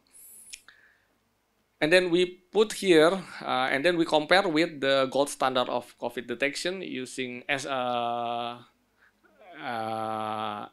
yeah, the standard of the gold standard of detection. And we got the very good result. This is actually because our chip has capable to distinguish the infected samples from human nanospherical swabs. We got from the swab here. The SPR sensor can achieve the lowest LOD at 0.1762. This is about 0.762 times 105 virus milliliter. Means that this is comparable value of practical diagnostic tool for screening. I mean, this amount is low enough according to the WHO standards. So we can very easily detection actually at that time. Although we finished this result about 2023 when the pandemic already finished. So unfortunately we can sell our invention because this is much easier compared to what's this our many apa tuh yang dijual buat not the fast, the golden standard, the non SPR not PCR yeah. PCR is gold standard for detection. This is same. We can detect quite same with the SPR standard, but the technique is very easy, and the price is very cheap, much cheaper. Okay, I think there's another result. I don't want you to bore for our lecture. We can discuss later, but yeah, we can summarize that porous nanomaterials have a function as a chemical and a biosensor. Porous nature of nanomaterials provide abundant active sites for bioreceptor immobilization. Porous metal organic frameworks and 2D decalgonides are proven to show high sensitivity along with low detection limit in detecting COVID-19, hepatitis, dengue, bacteria, cancer, and also using the optical base. I think that's all my presentation. This is our laboratory. Maybe some of you want to continue. Our lab is very warm. So many sports, so many eating together, like Bu Sophie, Professor. Okay, thank you very much. Thank you, Prof. Rian's nice research results, nice talks. Well, now we have time for questions. Please, if you have questions to our three speakers, just raise your hand and say your questions. Yes, please.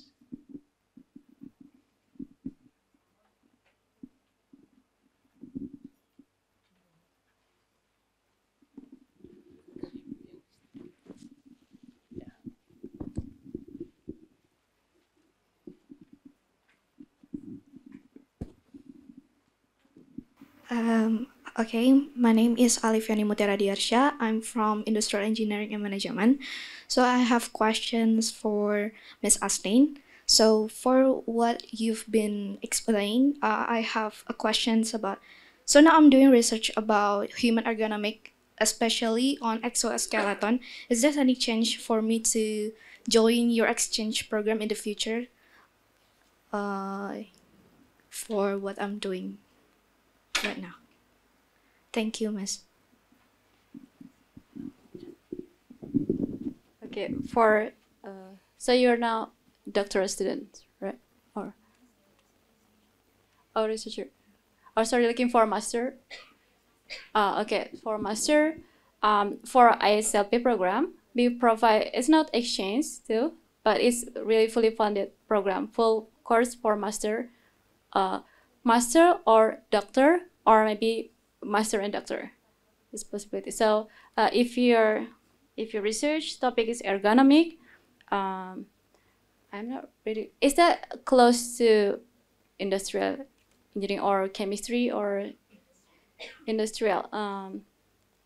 For right now, I'm not sure about that, or maybe sensei, you know, for ergonomic, either that's either in our graduate school or in the other graduate school. But don't worry, because not only in our program that we provide international program, but also almost all of the graduate school in Tohoku University, we have kind of GP or joint program that they have funding for international student who wants to study in Tohoku University. So maybe later after this symposium we can talk more about that. Okay. Matsubai, ergonomic. Yeah. Okay. Also, yeah, there's like one professor that may be your choice for this program. Matsubai Lab. Maybe, yeah, later I will tell you. Okay. Another questions? Yes, Professor Sophie.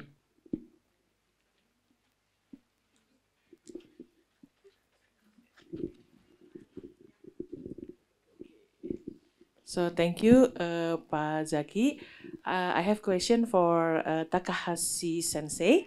So your title is about the nano eco materials, right?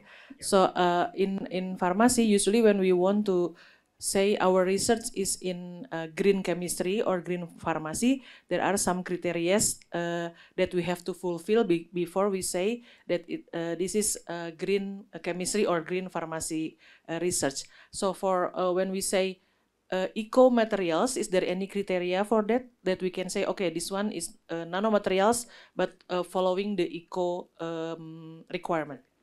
Yeah.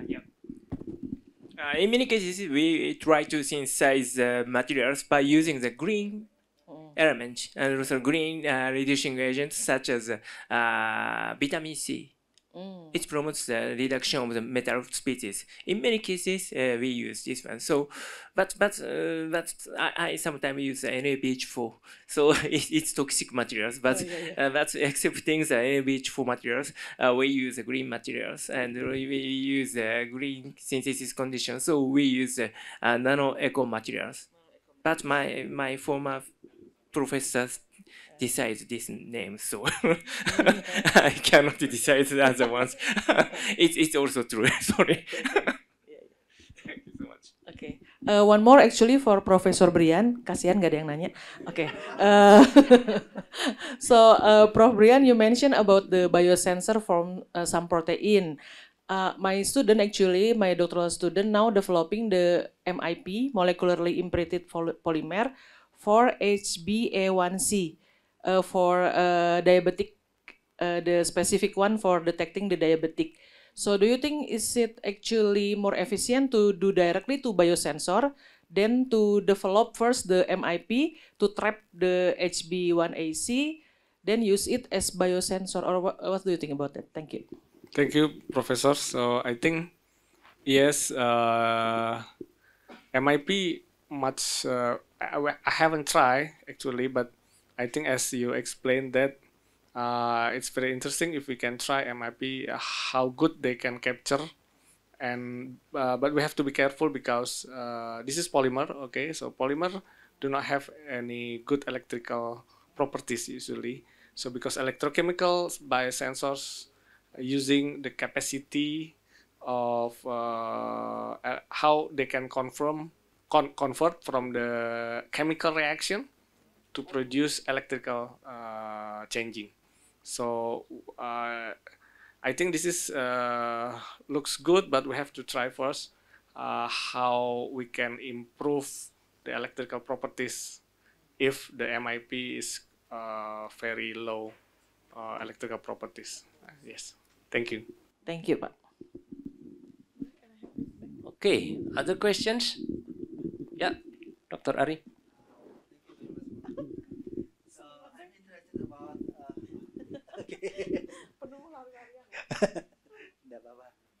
okay.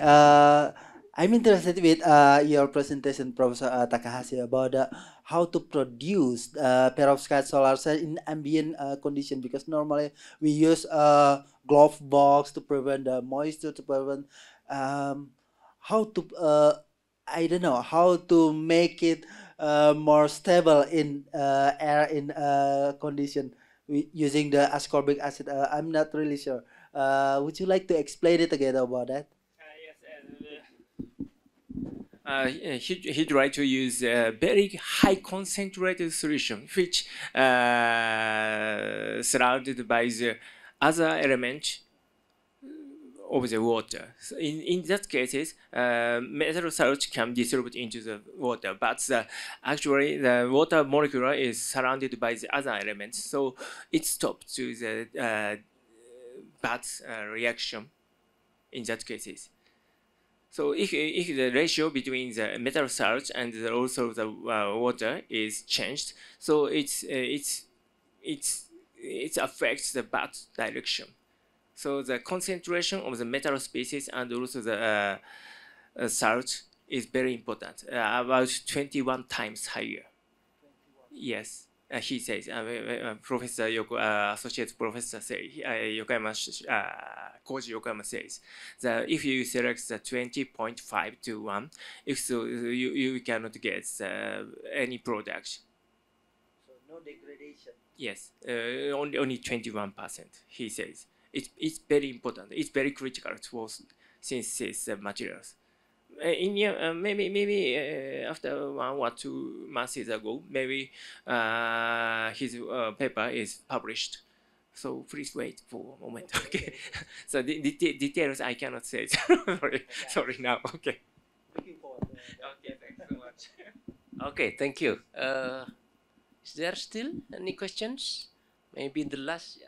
Oh, there are still 2. Okay. Thank you. Dr. Fasti. Yes. Okay. Thank you for the question. My name is Sam. I would like to ask to Takahashi Sensei.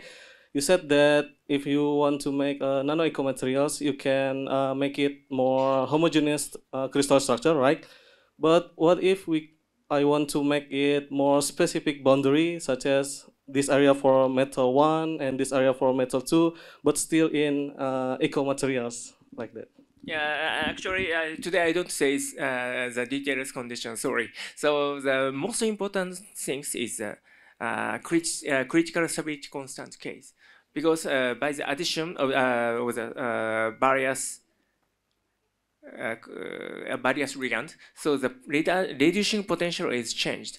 Then if the reducing potential between the metal complexes become to the 0.5 volt, if so, maybe you can get the alloy particles. If it's over the 0.5 the difference between the potential between the two metal complexes. If so, you cannot get the alloy nanoparticles. The 0.5 difference, 0.5 volt is very important for the synthesis of the materials. So how to adjust the potential? It's very serious, deeply related to the critical stability constant K. So you can select the other critical stability constant. So maybe you can get the alloy phases. In other words, if you select the other materials, you can get the other crystal phases. So it's very important for the synthesis of the materials, alloy materials. You say there have to be 0.5, right? Yes, 0.5 difference. Difference. Yes, okay. Between the compressed reagent and also the two metal complexes is very critical for the synthesis of the materials. Okay, arigatou gozaimasu. Okay. All right, please, Sensei.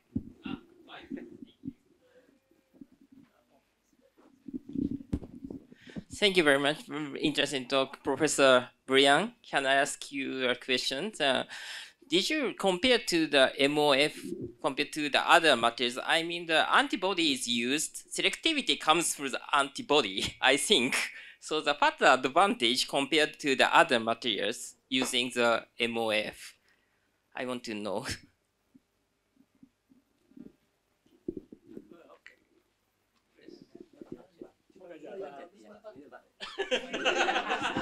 Sorry, so many mic but no work. Thank you, professors. Actually we try for MOF because MOF consists of metals, and exactly they show very large surface area, possible for the antibody can trap more compared to bulk materials. It is right that we have to, because MOF have ligand, organic one, which is lowering the electrical properties. So I think we want to find the optimum conditions. We can usually we remove after we got MOF, we remove first the ligand, the organic one. So, but when we remove the organic one, of course the surface area will decrease, but the electrical properties increase. So we want to get the optimum condition where we still have as many as large as possible the surface area, but the electrical properties still better, still good.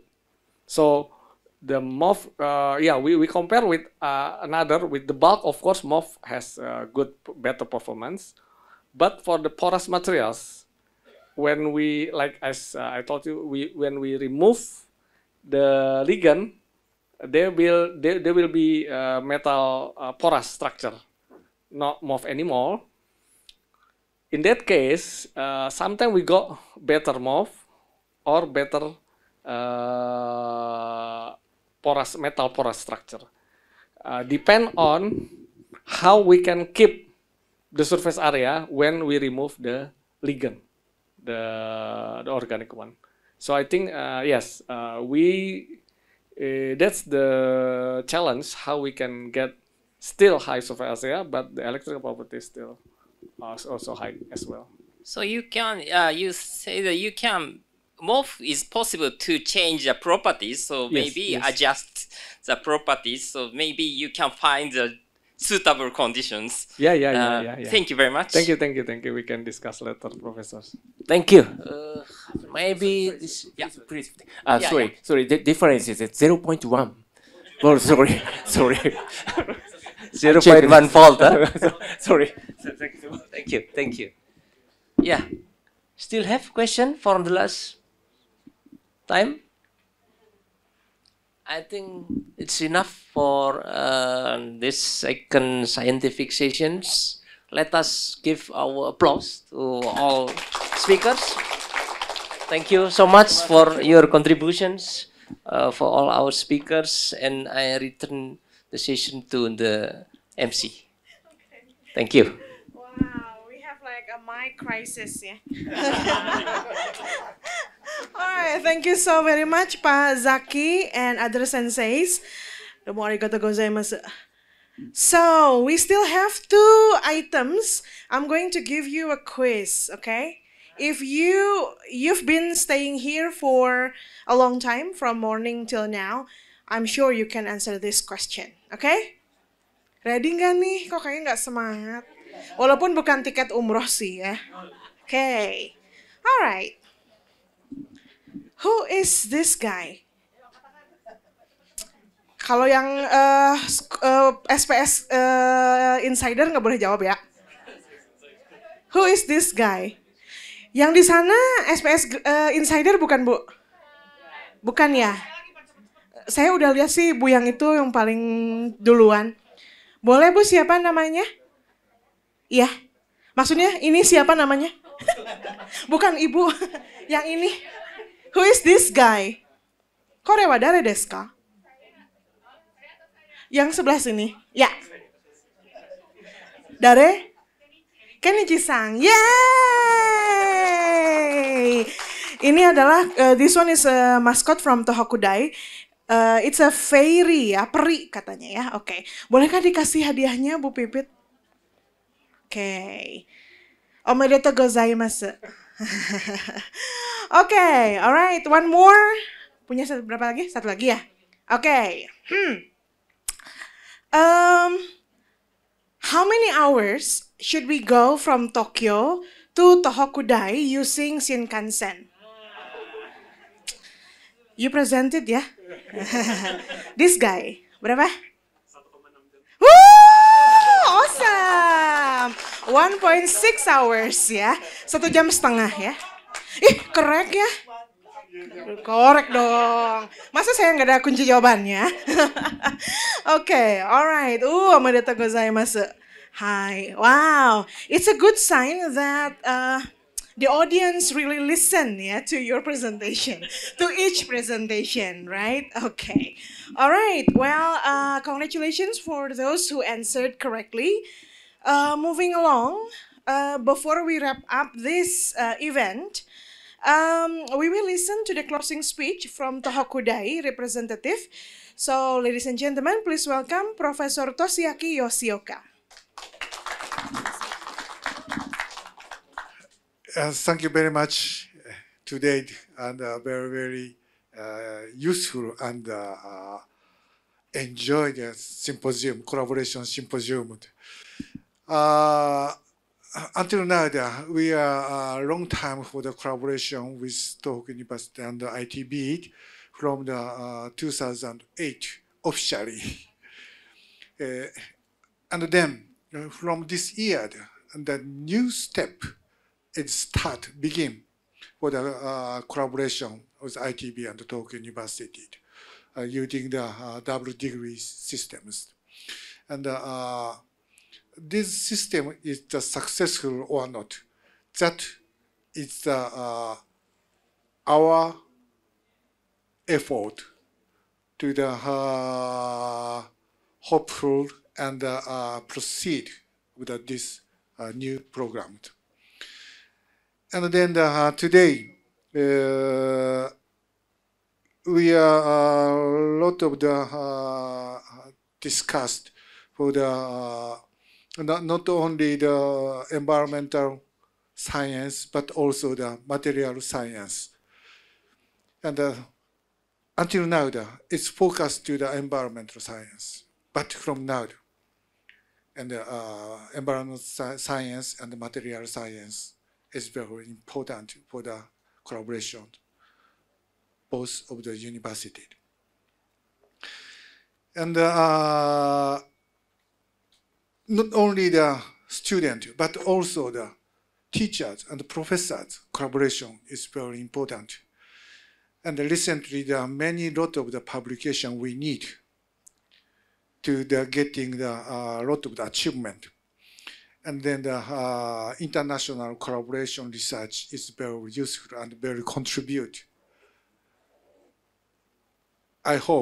We hope to the more promote and more proceed of the research and education, both of the ITB and the Tohoku University.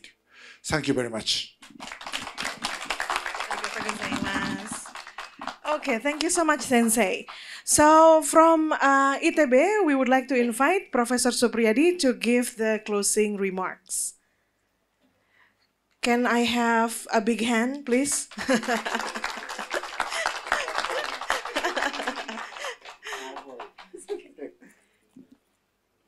Oh, I thought it's like another one, yeah? Another gift for us, no? No, Oh, okay. no. This is ITB Campus Jakarta. Oh, okay. Okay, thank you very much. Thank you for your coming for not only students who may be interested with our program. I'm sorry, crisis. This is technology crisis.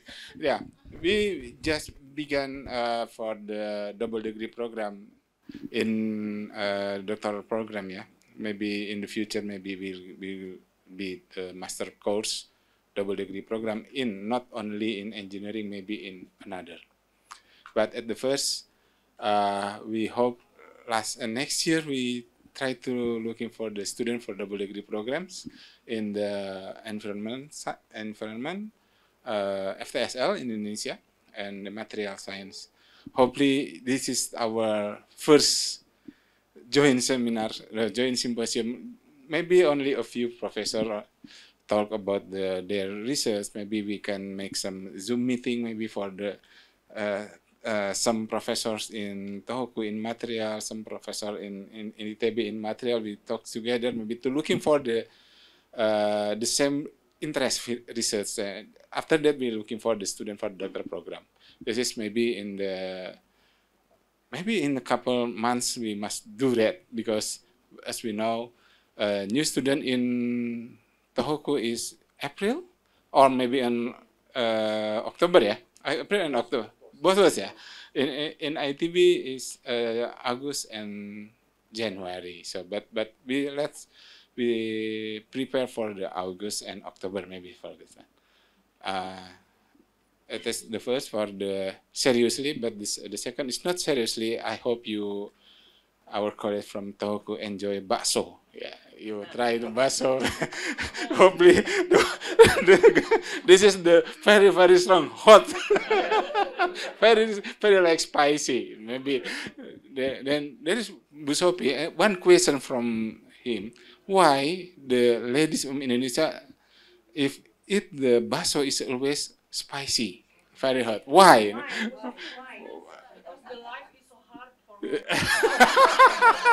That is the answer. Okay, thank you very much for your contribution, everybody. Thank you, and thank you again. Hopefully we do in the next. Thank you. Okay, wow. So that's the answer, yeah, because life is super hard for women, yeah. Okay, thank you so much, Supriyadi Sensei. Well, minasama otsukare-sama deshita. So we today already listened to a lot of wonderful experiences, also research, right? So we hope that everything that you have heard today is really fruitful for your future endeavors, yeah? Thank you so very much. I hope, or we hope to see you everyone again if something like this happen again next year. Thank you and have a great evening.